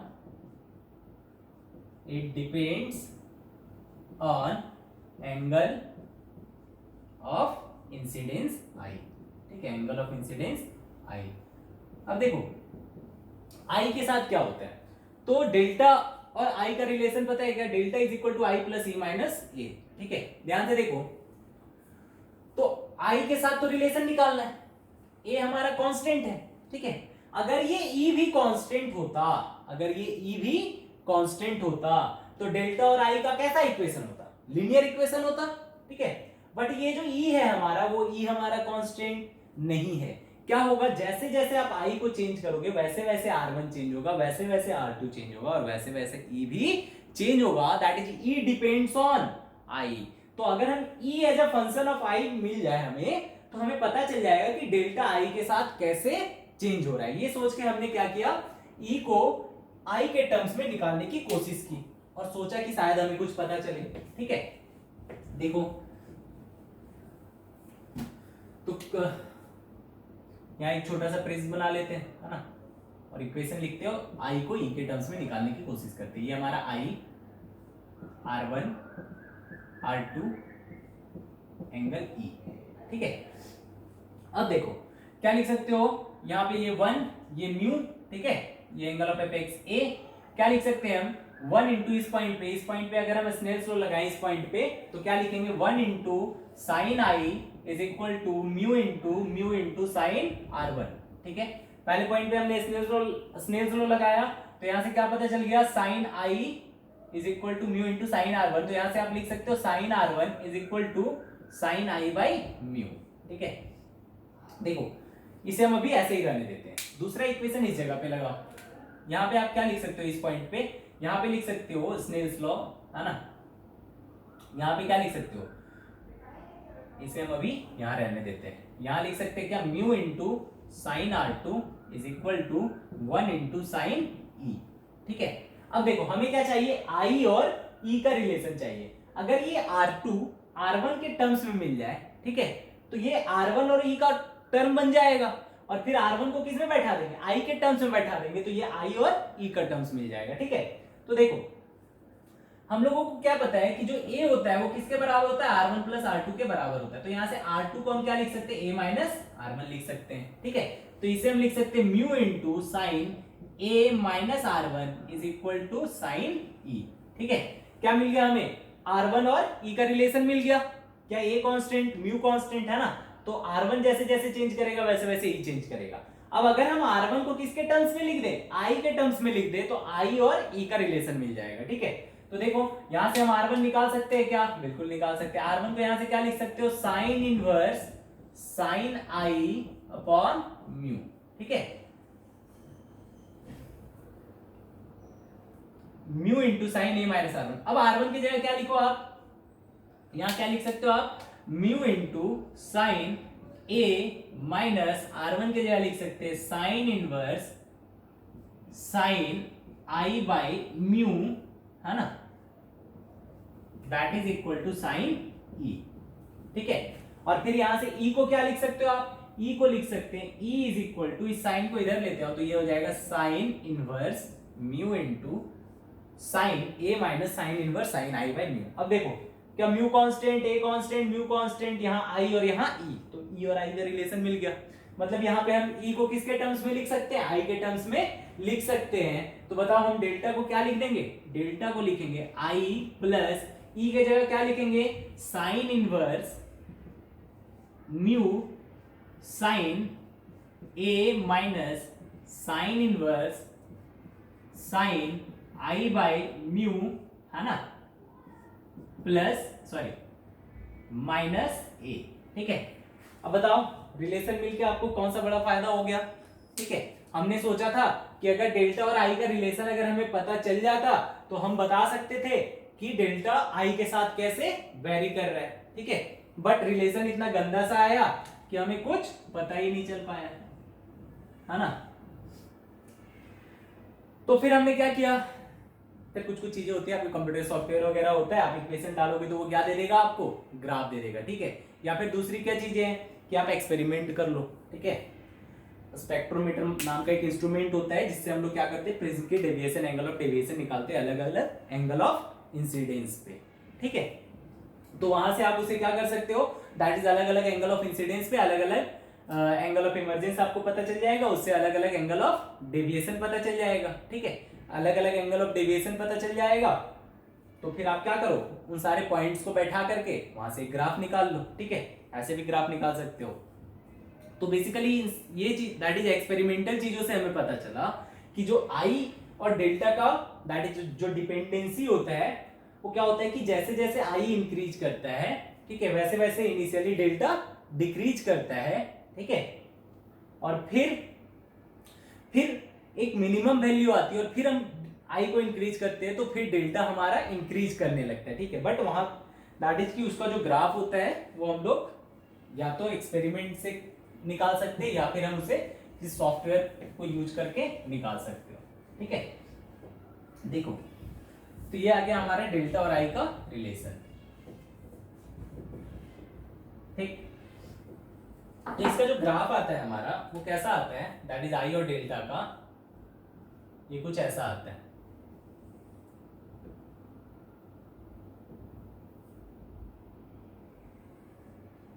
ये हो गया डेल्टा और ये हो गया हमारा आई, एंगल ऑफ इंसिडेंस। ठीक है, ये स्टार्ट होगा यहां से, क्या होगा, जैसे जैसे आई बढ़ेगा वैसे वैसे डेल्टा घटेगा और फिर एक जगह मिनिमम होगा और फिर आई क्या होगा, आई बढ़ेगा तो डेल्टा हमारा धीरे धीरे इंक्रीज करता जाएगा। ठीक है, कुछ ऐसा। ठीक, एक पॉइंट ऐसी होगी जहां पे हमारा डेविएशन क्या होगा, मिनिमम होगा। ऐसे मिनिमम पॉइंट्स, मिनिमा या मैक्सिमा कितने पॉइंट्स पे डिफाइंड होते हैं, सिर्फ और सिर्फ एक ही पॉइंट पे। ठीक है, तो देखो एक ऐसा पॉइंट होगा, एक ऐसा एंगल ऑफ इंसिडेंस होगा जहां पे हमारा डेविएशन क्या होगा, मिनिमम होगा। ठीक है, और एक जगह डेविएशन हमारा मैक्सिमम होगा।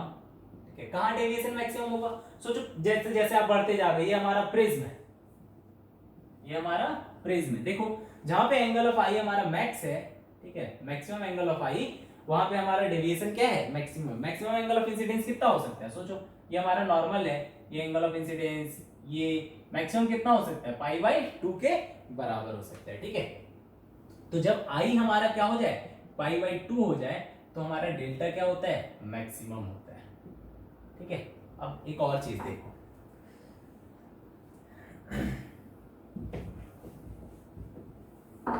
देखो अभी हम लोग देखेंगे कि ये जो डेल्टा मिनिमम है वो कहां पर डिफाइन करता है। ठीक है, दैट इज कि वो एंगल ऑफ इंसिडेंस क्या होती है। सोच अगर मुझे एंगल, उस एंगल को निकालना होता जहां पे delta minimum deviation, that is deviation हमारा मिनिमम होता, क्या फंक्शन पता है डेल्टा आई का, बिल्कुल पता है सर। क्या हम डिफरेंशिएट कर सकते हैं, इतने गंदे फंक्शन को आप डिफरेंशिएट नहीं कर सकते। ठीक है, या कर सकते हो तो करो, आप पर डिपेंड करता है ना। तो हम क्या करते हैं, इसे डिफरेंशिएट करते हैं। डिफरेंशिएट करने के बाद क्या करते हैं, हम उसे equal D delta by D I को किसके बराबर करते हैं, 0 के बराबर करते हैं। ठीक है, और उसके बाद फिर वहां से हमारा एक एंगल ऑफ इंसिडेंस नजर आता है। ठीक, देखिए तो I is equal to pi by 2, ये देखो ये हमारा क्या है,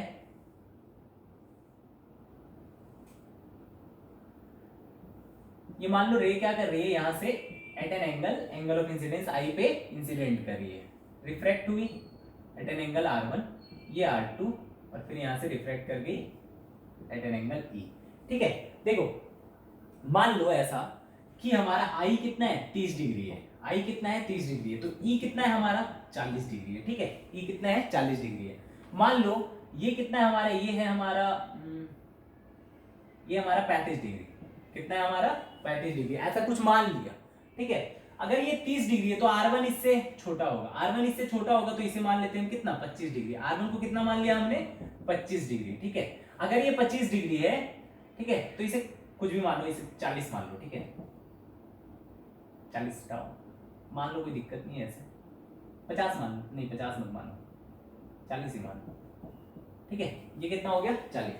तो अगर ये R1 है हमारा, R1 कितना हो गया हमारा 25 है, तो ये R2 कितना हो जाएगा हमारा, R2 हो जाएगा हमारा 40 माइनस 25 15, ठीक है, नहीं इसे तुम 60 कर लो, ठीक है, इसे कितना कर लो 60 डिग्री, ठीक है, एंगल ऑफ एपेक्स कितना 60, तो R1 कितना 25, तो R2 कितना 35, R2 कितना होगा हमारा 35 डिग्री, ठीक है। अगर ये 35 है तो जो एंगल ऑफ इमर्जेंस होगी वो R2 से ज्यादा होगी या कम होगी, obviously away from the normal तो ज्यादा होगी, इसे हमने कितना मान लिया 40 डिग्री, ठीक। अब सुनना बात को ध्यान से, अगर मान लो मैं क्या करता हूं कि इसी प्रिज्म में एक रे को इंसिडेंट करवाता हूं एट एन एंगल 40 डिग्री, ठीक है, एट एन एंगल 40 डिग्री। अब बताओ हमारा एंगल ऑफ इंसिडेंस कितना हो गया 40 डिग्री, तो बताओ ये जो एंगल होगा, ये एंगल कितना होगा हमारा, ये R1 जो यहाँ पे R1 होगा, ठीक है, वो किसके बराबर होगा, बता सकते हो क्या इस डायग्राम को देख करके, सोचो।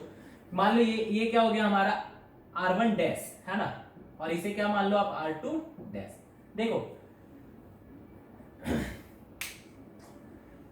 ये हो गया आई हमारा 30 डिग्री, यहां पे आप इक्वेशन लगाते तो आपको क्या मिलता है, देखो 1 into sine 30 is equal to mu into sine R1, ठीक है। तो यहां से हमारा साइन R1 किसके बराबर आया, साइन R1 आ गया सर हमारा साइन 30, या फिर इस इक्वेशन को देखो, ये इक्वेशन देख लिया आपने, ठीक है। यहां पे इक्वेशन क्या लगाते आप, यहां पे लगाते mu into sine R2 is equal to 1 into sine E that is equal to 1 into sine 40, है ना यार, 1 इंटू साइन 40। अब देखो यहाँ पे आप इक्वेशन क्या लगाओगे, यहाँ पे लगाओगे 1 इंटू साइन 40, कहां पे, इस पॉइंट पे, है ना, वो तो यहाँ का देख लिया और इस जगह का भी देख लिया, है ना, इस दोनों का। अब इस पॉइंट को देखो 1 into sine 40 is equal to mu into sine R1 dash, sine R1 dash यहां पे, है ना। अब देखो ये जो 1 इंटू साइन 40 वो किसके बराबर है, म्यू इंटू साइन R2 के, तो ये किसके बराबर हो गया, म्यू इंटू साइन R2 के बराबर हो गया। अब देखो म्यू से म्यू कट गया, साइन साइन कट गया, ये समझ आ रहा है यार तुम लोगों को, म्यू इंटू कितना हो गया साइन R1 डैश, ठीक है। 1 इंटू साइन 40 को क्या लिख सकते हैं, म्यू इंटू साइन R2 लिख सकते हैं, and that is equal to mu into sine R1 dash लिख सकते हैं, म्यू से म्यू कट जाएगा, sine R2 is equal to sine R1 dash, this implies R2 is equal to R1 dash, है ना यार, मतलब ये किसके बराबर होगा, ये हो जाएगा हमारा 35 डिग्री के बराबर, ठीक है। तो बताओ R2 डैश कितना हो जाएगा, R2 डैश हो जाएगा हमारा 35, ये 60, तो ये कितना हो गया 25। तो अगर ये हमारा 25 हो गया, यहां से रेज निकलेगी, अब बताओ ये एंगल कितना हो जाएगा, पूरा नहीं, ये एंगल, ठीक है, ये कितना हो गया 25, ठीक है। तो यहां पे आप क्या लिख सकते हो 1 into sine 30 is equal to mu into sine 25, ठीक है। इसे मान लो आप क्या ई डैश, इसे क्या मान ले हम ई डैश, यहां पे इक्वेशन लगाओगे तो क्या मिलेगा आपको, यहां पे इक्वेशन लगाएंगे सर तो मिलेगा मुझे mu into sine R2 dash is equal to, R2 dash कितना मिल गया आपको, ये 35, ये 60, तो ये 25, तो sine 25 is equal to 1 into sine E dash, है ना। म्यू साइन 25 किसके बराबर, 1 इंटू साइन 30, इसे सॉल्व करोगे तो ई डैश कितना आ गया हमारा 30 डिग्री के बराबर आ गया, ठीक है। मतलब क्या, देखो कि अगर मैं यहां पे एंगल ऑफ डेविएशन निकालूं तो क्या मिलेगा मुझे 40 plus sorry i plus e minus a ना, तो delta is equal to 30 plus 40 minus 60 that is equal to 10 degree. और यहां पे एंगल ऑफ डेविएशन निकालू तो यहां पे डेल्टा आ जाएगा हमारा, आई कितना हो गया 40, ई कितना हो गया हमारा 30 और ए कितना है 60, कितना आया हमारा 10 डिग्री। मतलब क्या समझ आ रहा है हमको कि जो डेल्टा है एंगल ऑफ डेविएशन, जो डेल्टा है हमारा, है ना, वो दो एंगल ऑफ इंसिडेंस पे एक ही डेल्टा डिफाइन होगा, ठीक है। मतलब कि एक डेविएशन के लिए या दो एंगल ऑफ इंसिडेंस पे एक डेविएशन हमें मिलेगा, ठीक है। देखो इसे हम लोग ऐसे भी समझ सकते थे कि सर अगर हम मान लें कि रे जो इधर जा रही थी हम क्या करें, रिवर्स कर दे, ठीक है। दैट इज ये हमारा क्या हो जाए, इंसिडेंट रे हो जाए। तो रिफ्रैक्ट कैसे करती, जैसे जैसे एंगल पे आई थी वैसे वैसे ही चली जाती, ठीक है। तो ये हमारा आई हो जाता है ना। इधर से देखते तो ये क्या हो जाता हमारा, ये हो जाता हमारा इंसिडेंट रे, तो ये हो जाता आई, तो ये हो जाता R1, तो ये हो जाता R2, तो ये हो जाता हमारा E। तो I इस बार क्या होता है 40 और E क्या होता है 30, तो 40 + 30 - 60 10 ही आता, ठीक है। देखो इस ग्राफ को ध्यान से देखो तो एक डेल्टा पर, ठीक है, एक डेल्टा पे कितने एंगल ऑफ इंसिडेंस है, एक यहां और एक यहां, ठीक है। इसे मान लिया I1 और इसे क्या मान लिया I2, ठीक है। तो देखो अब देखो कि ये जो I2 है वो इस I1 के लिए क्या है, देखो ध्यान से कि ये जब I 30 था तो E कितना था 40 था, तो डेविएशन कितना था 10 था। अब बताओ डेविएशन मुझे 10 ही रखना है तो एंगल ऑफ इंसिडेंस हमारा कितना हो जाएगा, E के बराबर हो जाएगा। मतलब जो हमारा पहले एंगल ऑफ इमर्जेंस था वही हमारा अब क्या हो गया, एंगल ऑफ इंसिडेंट हो गया, ठीक है। मतलब कि हमारा जो पहले एंगल ऑफ इमर्जेंस था, है ना, डेल्टा वही रहा, अगर डेल्टा वही रहा तो अब जो हमारा एंगल ऑफ इंसिडेंस है वो क्या था, पहले हमारा एंगल ऑफ इमर्जेंस था, है ना। मतलब यहाँ जो E1 है वो किसके बराबर है, I2 के बराबर है, ठीक है। और अब जो हमारा एंगल ऑफ इमर्जेंस है वो किसके बराबर है, जो पहले हमारा एंगल ऑफ इंसिडेंस था। मतलब यहाँ पे जो E2 है हमारा वो किसके बराबर है, I1 के बराबर है, ठीक है। और I2 किसके बराबर है, E1 के बराबर है, ठीक है।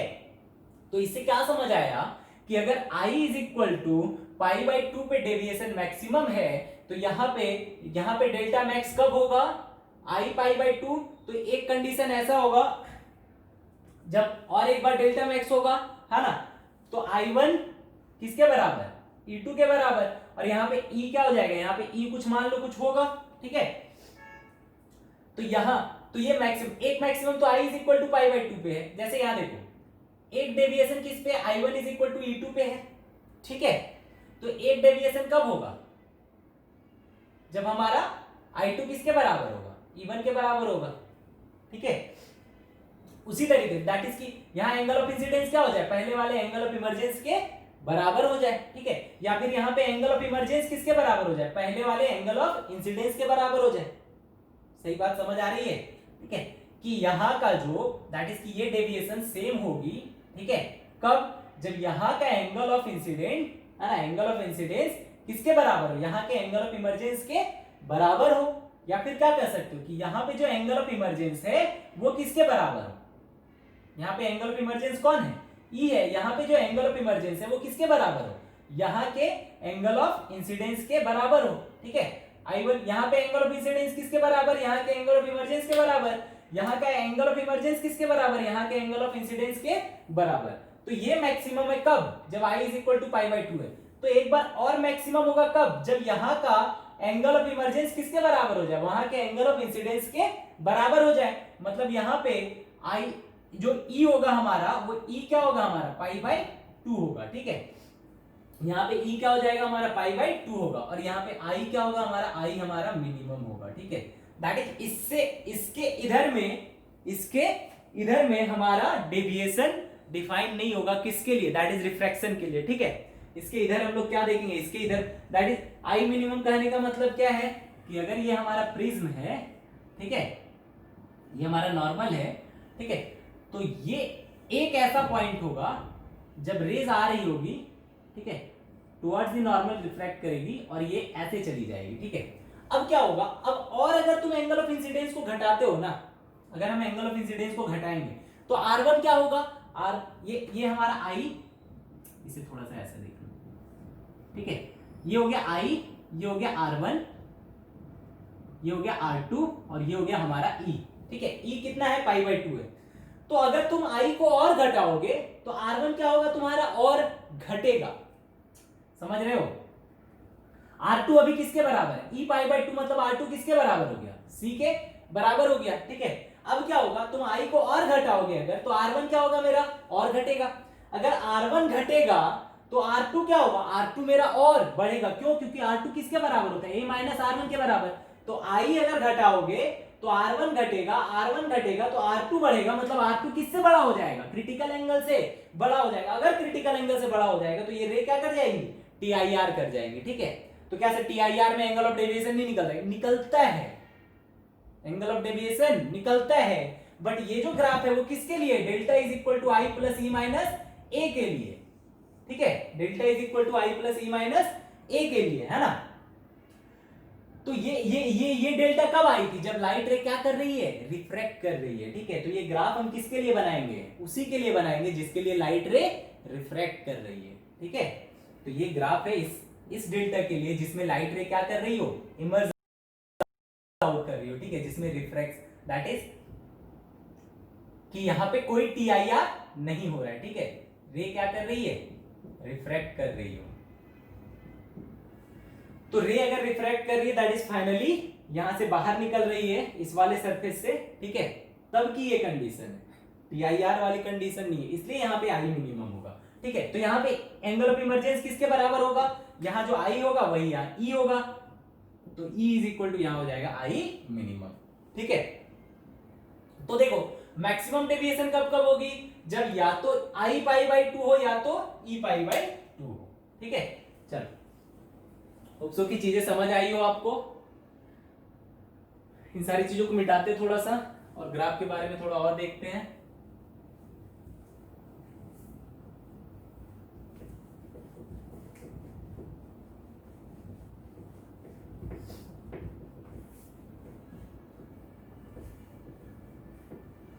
ठीक है, देखो बात करते हैं मिनिमम डेविएशन के बारे में, ठीक है, कि मिनिमम डेविएशन हमें कहां पर मिलेगी, ठीक है।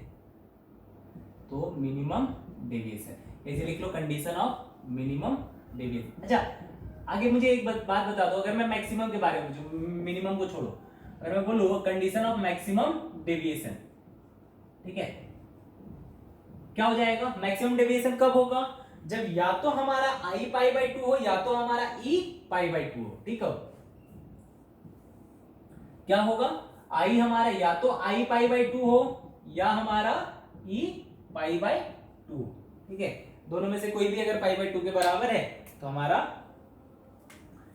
ये एंगल ऑफ डेविएशन क्या होगा, मैक्सिमम होगा। तो delta max is equal to, अगर आई पाई बाई 2 है तो क्या लिखेंगे, pi by 2 plus e minus a, ठीक है। तो देखो इसे आप थोड़ा सा सॉल्व भी कर सकते हो, कैसे सॉल्व करेंगे, कि अगर हमारा इंसिडेंट रे क्या हो, नॉर्मल हो, है ना, तो जो R1 आएगा, R1 किसके बराबर आएगा, C के बराबर आएगा, ठीक है। तो R2 किसके बराबर आएगा, R2 हमारा आ जाएगा A माइनस C के बराबर, है ना, R2 किसके बराबर आएगा, A माइनस C के बराबर, ठीक है। तो E हमारा किसके बराबर आ जाएगा, सोचो कैसे निकालेंगे, अगर ये म्यू है और बाहर एयर है तो क्या लिखोगे, ये समझ आ रहा है ना भाई, ऐसा मत समझ लेना कि इधर देख, ये अगर हमारा प्रिज्म है, ठीक है, और हम क्या करते हैं, रे को इंसिडेंट करवाते हैं, कैसे, परपेंडिकुलरली, ठीक है, तो रे क्या करेगी, रिफ्रैक्ट करेगी एट एन एंगल सी, ठीक है। जब आई पाई बाई 2 हो जाएगा तो रिफ्रैक्शन कितने के, क्रिटिकल एंगल पे हो जाता है, ठीक है। फिर तो ये हमारा क्या हो जाएगा R2 और ये हमारा क्या हो जाएगा E, है ना, और ये हमारा एंगल ऑफ एपेक्स या एंगल ऑफ प्रिज्म ए। तो I हमारा देखो I कितना हो गया हमारा, पाई बाई 2 हो गया। अब मुझे क्या निकालना है, E निकालना है, ठीक है। कैसे निकलेगा, देखो ये म्यू है, बाहर एयर 1 है, क्या लिखेंगे, ये जो R1 है हमारा, R1 किसके बराबर है, C के बराबर है, तो R2 बता दो, R2 हो जाएगा A minus R1 that is equal to A minus C, है ना। अब यहां से E क्या लिखेंगे, यहां से E जो हमें मिलेगा, क्या मिलेगा, हम यहाँ पे स्नेल्स लॉ लगाते हैं इस पॉइंट पे, तो लिखेंगे mu into sine R2 is equal to 1 into sine E, है ना। तो mu into sine A minus C is equal to 1 into sine E, और यहां से जो E आ जाएगा हमारा वो आ जाएगा sine inverse mu into sine A minus C, ठीक है। ये क्या आ गया हमारा, E आ गया। तो डेल्टा मैक्स बता सकते हो कितना हो जाएगा, तो डेल्टा मैक्स हमारा हो जाएगा पाई by 2 plus sine inverse mu sign A minus C, ठीक है। ये क्या आ गया हमारा, ये आ गया हमारा डेल्टा मैक्स। ये तो बहुत आसान थी, ठीक है। तो डेल्टा मैक्सिमम के कंडीशन में आई कितना हो जाता है हमारा, π/2 के बराबर हो जाता है, या फिर ई हमारा π/2 के बराबर हो जाएगा। बट जो हमारा मिनिमम डेविएशन होता है, ठीक है, ये आ गया हमारा डेल्टा मैक्स। अब देखते हैं कंडीशन ऑफ मिनिमम डेविएशन, ठीक है, कंडीशन ऑफ मिनिमम डेविएशन, ठीक है। देखो अब क्या होगा कि ये हमारा प्रिज्म है, ठीक है, रेज यहां से इंसिडेंट हुई, तो जो हमारा मिनिमम डेविएशन पाया जाता है, ठीक है, एक्सपेरिमेंटली, या फिर तुम बोलो जो ग्राफ से, दैट इज की जो सॉफ्टवेयर से हम लोग ग्राफ निकालते हैं उसमें, ठीक है, तो जो हमें मिनिमम डेविएशन मिलता है उसमें आई किसके बराबर होता है, ई के बराबर होता है, ठीक है। देखो पहला चीज कि जो मिनिमम डेविएशन होगा या किसी भी ग्राफ का जो मिनिमम पॉइंट होता है वो सिर्फ और सिर्फ एक ही पॉइंट पे डिफाइन करता है। मान लो पैराबोला है, ठीक है, तो जो मिनिमम पॉइंट होगी, है ना, वो किसी एक एक्स के लिए होगी, ठीक है, दो एक्स के लिए तो मिनिमम नहीं हो सकती, दैट इज मिनिमम पॉइंट सिर्फ और सिर्फ एक ही एक्स के लिए डिफाइन होगा, ठीक है। अगर एक ही मिनिमा है तो दैट इज एक मिनिमा का एक पॉइंट, और एक मैक्सिमा का, मान लो ये हमारा मैक्सिमा है, तो इस मैक्सिमा के लिए भी एक पॉइंट डिफाइन होगा जिसपे ये मैक्सिमम होगा, ठीक है, सही है सर। मतलब ये y1 y मिनिमम जो है, इस y मिनिमम के लिए एक ही x1 डिफाइन होगा, ये जो y मैक्स है ना, उसके लिए एक x होगा। लेकिन अगर मैं किसी नॉर्मल y की बात करूं तो इसके लिए x ये भी होगा, दैट इज x3 मान लो, और ये हमारा x4, ये दोनों भी होंगे, ठीक है। बट किसी मिनिमम या मैक्सिमम के लिए हमारा जो पॉइंट होता है वो कितने पॉइंट्स होते हैं, सिर्फ और सिर्फ एक ही पॉइंट्स पे डिफाइन होता है, ठीक है। मिनिमम और मैक्सिमम सिर्फ और सिर्फ एक ही पॉइंट्स पे, दैट इज वेरिएबल पॉइंट पे डिफाइन होता है, ठीक है। तो देखो इसे आप ऐसे समझ सकते हो कि मान लेते, देखो मिनिमम डेविएशन कितने कंडीशंस हो सकते हैं, या तो आई हमारा ग्रेटर देन ई हो तब हमारा क्या हो, मिनिमम डेविएशन मिल सकता है, या तो हमारा आई लेस देन ई हो तब हमें मिनिमम डेविएशन मिल सकता है, ठीक है, या फिर आई इज इक्वल टू ई हो तब हमें मिनिमम डेविएशन। यही तीन कंडीशन है, ठीक है। तीनों कंडीशन को चेक करते हैं। मान लेते हैं कि आई हमारा क्या है, ग्रेटर देन ई है, ठीक है, आई क्या माना हमने, ग्रेटर देन ई माना, ठीक। और यहां पे जो डेल्टा मिला वो कितना मिला, आई प्लस ई माइनस ए। मान लिया कि ये क्या है हमारा, यहां पे आई क्या है हमारा, ग्रेटर देन ई है, और ये हमारा क्या है, मिनिमम डेविएशन, ठीक है। बट सोचो ये जो डेविएशन मिली है ये क्या तब भी मिलेगी जब हमारा एंगल ऑफ इंसिडेंस, है ना, अगर मैं क्या करूं यहां पे रिवर्स कर दूं, या फिर ठीक है, या फिर एक इसी प्रिज्म को लूं और हम एंगल ऑफ इंसिडेंस कितना रख ले, एंगल ऑफ इंसिडेंस को हम ई के बराबर कर दें, ठीक है। तो यहां पे डेल्टा क्या हो जाएगा, अब हमारा एंगल ऑफ इंसिडेंस क्या हो गया, आई डैश, मान लो इसे आई डैश किसके बराबर कर दिया हमने, पहले वाले ई के बराबर, ठीक है। तो ये जो ई डैश आएगा वो किसके बराबर आएगा, आई के बराबर आएगा। ऐसा ही हमने पहले देख चुके हैं ये सारी चीजें, ठीक है। अब देखो तो यहां पे डेल्टा क्या आएगा, यहां पे डेल्टा आएगा I dash plus E dash minus a. I dash किसके बराबर, ई के बराबर, आई माइनस ए, ठीक है। अब देखो ये डेविएशन और ये डेविएशन क्या दोनों सेम है, ये डेविएशन और ये डेविएशन दोनों सेम है, ठीक है। मतलब कि एक एंगल ऑफ इंसिडेंस, यहां पे जो एंगल ऑफ इंसिडेंस है आई डैश, ठीक है, ये आई डैश ई डैश से बड़ा है या छोटा है, सोचो ये तो ई है और ई क्या है हमारा, ई हमारा आई से छोटा है, मतलब आई डैश हमारा ई डैश से छोटा है, आई डैश हमारा ई डैश से छोटा है, ठीक है। समझो बात को, हमने माना कि आई जब ग्रेटर देन ई है तो हमारा मिनिमम डेविएशन इतना आएगा, ठीक है। लेकिन इतना ही डेविएशन कब आ जा रहा है, जब हमारा एंगल ऑफ इंसिडेंस क्या हो जा रहा है, एंगल ऑफ इमर्जेंस से छोटा हो जा रहा है, तब भी हमारा एंगल ऑफ डेविएशन उतना ही आ रहा है, ठीक है। मतलब आपने माना ये, ठीक है, और तब आपको आंसर ये मिला, बट यही आंसर हमारा इसके कॉन्ट्राडिक्ट में मिल जा रहा है, ठीक है। मतलब जो आपने माना है वो क्या है, गलत है, ठीक है। ये क्या कर जा रहा है, इस वाले पॉइंट्स को कॉन्ट्राडिक्ट कर जा रहा है, ठीक है। सिमिलरली आप ऐसा मान सकते हो कि आई इज लेस देन ई पे आप डेल्टा निकाल लो, फिर आप उसी वैसे ही देखोगे कि जो हमारा ई डैश ये वाला कंडीशन मान लोगे तो उसमें भी एक इक्वेशन, दैट इज कि अगर अपोजिट कर देते हो तो वहां पे भी कॉन्ट्राडिक्शन आ जाएगा। मतलब ये दोनों क्या है, वैलिड नहीं है। तो हमारे पास क्या बचता है, एक ही पॉइंट बचता है, कौन सा, आई इज इक्वल टू ई वाला, ठीक है। तो हमारा जो मिनिमम डेविएशन होता है वो कब होता है, जब आई हमारा किसके बराबर हो, ई के बराबर। समझे बात को मैंने क्या बोला, मैंने बोला कि तीन ही कंडीशन हो सकते हैं, या तो आई हमारा ग्रेटर देन ई हो, या तो आई हमारा लेस देन ई हो, या तो आई हमारा इक्वल टू ई हो। पहले हमने आई ग्रेटर देन ई माना और डेल्टा निकाला, माना कि ये डेल्टा क्या है हमारा, मिनिमम है, ठीक है। अब यहीं पे क्या हुआ कि हमने एक दूसरे एंगल पे, कौन से एंगल पे, जब हमारा एंगल ऑफ इंसिडेंस इसके ई के बराबर हो जाए, ठीक है, तो हमने क्या किया, तब डेविएशन निकाला, देखा डेविएशन क्या है, सेम है। अगर डेविएशन सेम है, अगर डेविएशन सेम है तो यहां जो एंगल ऑफ इंसिडेंस है वो अगर इस एंगल ऑफ इमर्जेंस से बड़ा होता तो फिर चीजें तो सही रहती, तब कोई दिक्कत नहीं होता। लेकिन हमने क्या देखा, माना हमने कि आई ग्रेटर देन ई है और ये डेल्टा आ रहा है, ठीक है, बट यही डेल्टा फिर आ जा रहा है कब, जब एंगल ऑफ इंसिडेंस हमारा एंगल ऑफ इमर्जेंस से क्या हो जा रहा है, कम हो जा रहा है। मतलब माना ये और ये निकाला, ठीक है, फिर कोई और आकर के इससे छोटा वाला एंगल ऑफ इंसिडेंस पे भेज रहा है तो भी डेविएशन वही आ रहा है। समझ रहे हो बात को, ठीक है, मतलब आप मान ये रहे हो, ठीक है, और फिर इस पे भी निकाल रहे हो, दैट इज लेस देन पे भी निकाल ले रहे हो तो सेम आ जा रहा है। मतलब क्या कर जा रहा है, आपका मानना और इसका कॉन्ट्राडिक्ट कर जा रहा है, मतलब कि ये वैलिड नहीं हो सकता, ठीक है। तो फिर सेम चीज यहां पे भी आप देख सकते हो, आई लेस देन ई वाले में निकाल सकते हो, ठीक है, वो भी कॉन्ट्राडिक्ट कर जाएगा। तो आई जब इक्वल टू ई होगा, है ना, तभी हमारा क्या होगा, मिनिमम डेविएशन डिफाइन होगा, ठीक है। ऐसे तो ये चीजें क्या है, एक्सपेरिमेंट से पता चली हैं। तो आई इज इक्वल टू ई पे हमारा क्या होता है, मिनिमम डेविएशन होता है।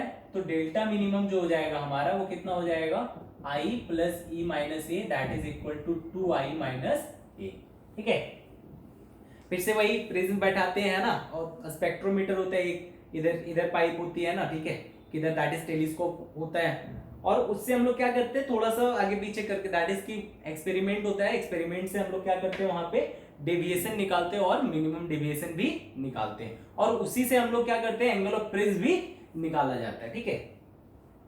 तो स्कूल्स में ये सारे एक्सपेरिमेंट करवाए जाते हैं, तो उस एक्सपेरिमेंट से हमें क्या पता चल जाता है, डेल्टा मिनिमम पता चल जाता है, ठीक है। चलो देखो, तो क्या खास बात है, हम डेल्टा मिनिमम क्यों पढ़ते हैं। डेल्टा मिनिमम यहाँ पे क्या होता है, 2i माइनस ए होता है। डेल्टा मिनिमम होता है। डेल्टा मिनिमम अगर हमें पता है, ठीक है, या एक्सपेरिमेंट से निकाल सकते, तो हम लोग क्या करते हैं, किसी भी प्रिज्म के रिफ्रैक्टिव इंडेक्स को पता कर सकते हैं, ठीक है। देखो ध्यान से, मान लो जैसे कि ये हमारा प्रिज्म है, ठीक है, ये हमारा प्रिज्म है, और जब i इज इक्वल टू ई होगा तो हमारा डेल्टा मिनिमम हमने क्या किया, एक्सपेरिमेंट से पता कर लिया, ठीक है।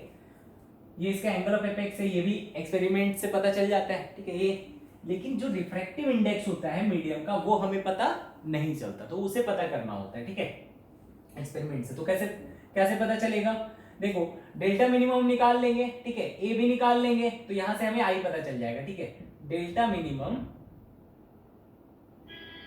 इज इक्वल टू, या फिर ऐसे लिख लो, आई जो होगा, आई हमारा किसके बराबर हो जाएगा, delta minimum plus A by 2 के बराबर हो जाएगा, ठीक है। अब देखो, जब i इज इक्वल टू ई होता है ना, जब i हमारा किसके बराबर हो, e के बराबर हो, जब i हमारा e के बराबर होगा, ठीक है, i और e क्या है, हमारे बराबर है, ठीक है। तो i से जो यहाँ R1 आएगा और e से जो हमारा R2 आएगा, ठीक है, ये दोनों भी क्या होंगे, बराबर होंगे। कैसे, देखो इसको ऐसे समझ सकते हो, यहां पे स्नेल्स लॉ लगाओगे तो क्या मिलेगा, 1 into sine I is equal to mu into sine R1, ठीक है।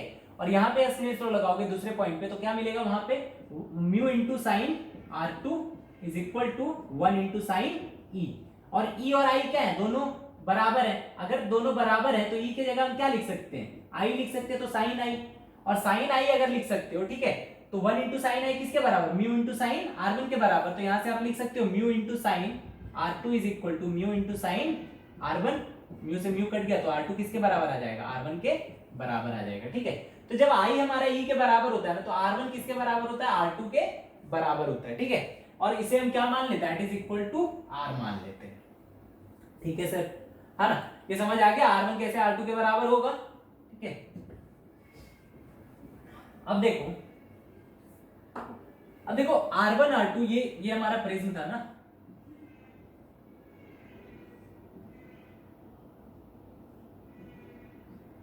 R1 R2, ठीक है। R1 और R2 दोनों क्या है, बराबर है, और ये हमारा E जो कि किसके बराबर है, I के बराबर है।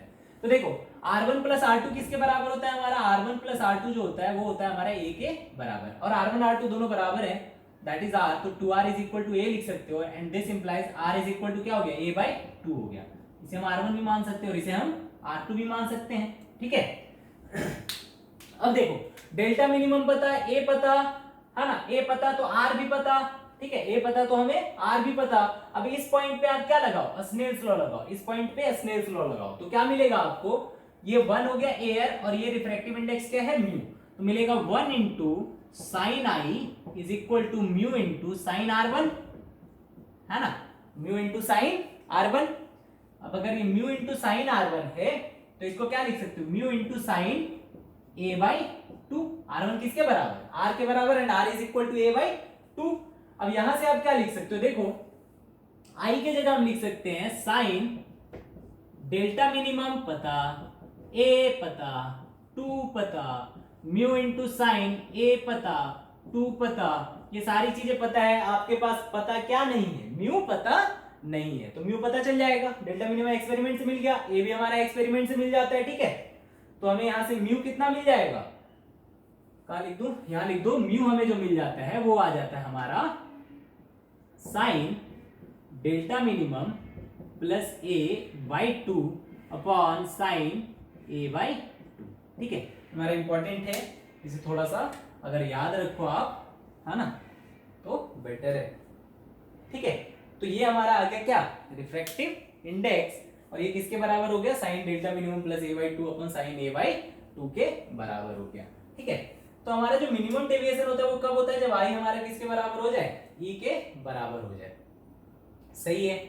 अब देखो अब क्या है ना, अब एक चीज और समझना है यहां पर, कि ये जो ग्राफ होता है ना हमारा, ये जो ग्राफ होता है वो इधर कम जाता है और इधर की तरफ ज्यादा जाता है, ठीक है। मतलब कि ये जो ग्राफ है वो राइट साइड की तरफ ज्यादा झुका होता है, ठीक है। मतलब ये ऐसा होता है, दिख भी रहा होगा, है ना, ये ग्राफ ऐसे आया और इधर की तरफ ये क्या है, ज्यादा, मतलब इस पॉइंट को पहुंचने के लिए इसे थोड़ा ज्यादा दूरी तय करनी पड़ती है, ठीक है। मतलब जो ग्राफ होता है, जो ग्राफ होता है ना, ग्राफ का जो राइट साइड वाला पार्ट है वो ज्यादा टिल्टेड होता है, ठीक है। या फिर ऐसे लिख लो, graph is more tilted towards right side, graph is more tilted towards right side, ठीक है। ग्राफ ज्यादा टिल्टेड होता है। दूसरी चीज की, जो ग्राफ है हमारा, ये ग्राफ देखो पैराबोला है क्या, नहीं पैराबोला नहीं होता, पैराबोला होता तो ये इधर जितनी होती उतनी ही इधर भी ये टिल्टेड होती, ठीक है। मतलब दोनों साइड क्या होते, इक्वली टिल्टेड होते, तो ये पैराबोला नहीं होता। और ग्राफ क्या होता है, ज्यादा राइट साइड की तरफ टिल्टेड होता है, ठीक है। अब देखो अब क्या है ना, यहाँ पे अगर ध्यान से थोड़ा समझने की कोशिश करोगे, टिल्टेड का मतलब क्या है कि अगर मुझे इस जगह पे डेल्टा मिल रहा है, दैट इज इस I1 पे मुझे क्या मिल रहा है, डेल्टा मिल रहा है, तो यही डेल्टा मुझे यहाँ I2 पे मिलेगा जब इसका एंगल ऑफ इंसिडेंस इसके एंगल ऑफ इमर्जेंस के बराबर होगा, ठीक है। देखो मतलब क्या है ना, ज्यादा टिल्टेड का मतलब क्या है कि अगर ये मान लो हमारा कितना है, 30 डिग्री है, या फिर कुछ और 30 डिग्री मान लो, ठीक है, 30 डिग्री है, मतलब ये वाला जो यहां से यहां तक तुम चलोगे तो हमें डेविएशन ये मिला। यहाँ पे I1 मान लो ये कितना है, ये 30 था, यहाँ से 5 डिग्री पीछे गए तो ये कितना हो गया, 25 डिग्री, ठीक है। सॉरी, यहाँ से यहाँ तक का डिफरेंस कितना, 5 डिग्री, तो ये एंगल ऑफ इंसिडेंस कितना हो गया, 25 डिग्री, ठीक है। तो यहां से इधर तुम्हें कम चलना पड़ेगा, डेविएशन ये मिल जाएगा, और इसी डेविएशन को अगर पाना है इस जगह पे, दैट इज इस साइड चल के, है ना, तो इधर जो दूरी तय करनी पड़ेगी वो दूरी इससे ज्यादा होगी, ठीक है। इसको थोड़ा सा अच्छे से ग्राफ बनाओ, मैं समझाता हूं थोड़ा अच्छे से। देखो ये हमारा डेल्टा है, ये हमारा I है, ठीक है, ये हो गया हमारा, देखो यहां पे क्या मिला मुझे, मिनिमम डेविएशन डेल्टा मिनिमम, और ये आई किसके बराबर आ गया हमारा, ई के बराबर आ गया, ठीक है। दैट इज जब आई इज इक्वल टू ई होगा तो हमें डेल्टा मिनिमम मिलेगा। अब किसी भी मैं जनरल डेल्टा की बात करता हूं, ठीक, तो ये डेविएशन कब मिलेगा, एक तो आपको यहां का एंगल ऑफ इंसिडेंस पे मिलेगा I1, और एक आपको यहां के एंगल ऑफ इंसिडेंस I2 पे मिलेगा। यहां का एंगल ऑफ इमर्जेंस मान लो E1 और यहां का एंगल ऑफ इमर्जेंस क्या मान लो E2। तो यहाँ पे जो I2 है वो किसके बराबर है, E1 के बराबर है, और यहाँ पे जो E2 है वो किसके बराबर है, I1 के बराबर है, ठीक है। ये सारी चीजें हम लोग बात कर चुके हैं। अब देखो कि अगर मान लो ये हमारा 30 डिग्री है, ये कितना है 30 डिग्री है, तो मान लो मैं इससे 5 डिग्री पीछे चले जाऊं, मतलब यहाँ 25 डिग्री पे अगर मुझे ये डेविएशन मिल रहा है, ठीक है, तो इधर वही डेविएशन कितने एंगल पे मिलेगा, ठीक है। तो उतने ही डेविएशन को अगर मुझे चाहिए तो इधर की तरफ मुझे इससे ज्यादा दूरी ट्रेवल करनी पड़ेगी। मतलब जो ये जो हमारा एंगल होगा I2 है ना, वो I2 क्या होगा, I1 कितना हो गया हमारा, अगर I1 हमारा 25 डिग्री है, 25 डिग्री मतलब कि 30 से कितना पीछे आए तुम, 5 डिग्री पीछे आए, ठीक है। तो जो हमारा I2 होगा, I2 क्या होगा, क्या वो इधर भी 5 डिग्री चलने पे वो डेविएशन आ जाएगा, नहीं, ज्यादा टिल्टेड का मतलब कि ये वाली, देखो ध्यान से देखो, तो ये वाली जो दूरी है और ये वाली जो दूरी है उसमें डिफरेंस नजर आ रही है आपको, है ना, कि ये दूरी इससे ज्यादा है, मतलब अगर आप इधर 5 डिग्री चले तो इधर आपको 5 डिग्री से ज्यादा चलना पड़ेगा, ठीक है। मतलब I2 ऑब्वियसली I2 किससे ज्यादा होगा, 30 + 5 35 डिग्री से ज्यादा होगा, ठीक है। यही इस ग्राफ का एक मेन पॉइंट होता है, ठीक। तो देखो I2 क्या हो जाएगा हमारा, 30 + 5 35 डिग्री से ज्यादा होगा, ठीक। अब देखो जैसे मान लो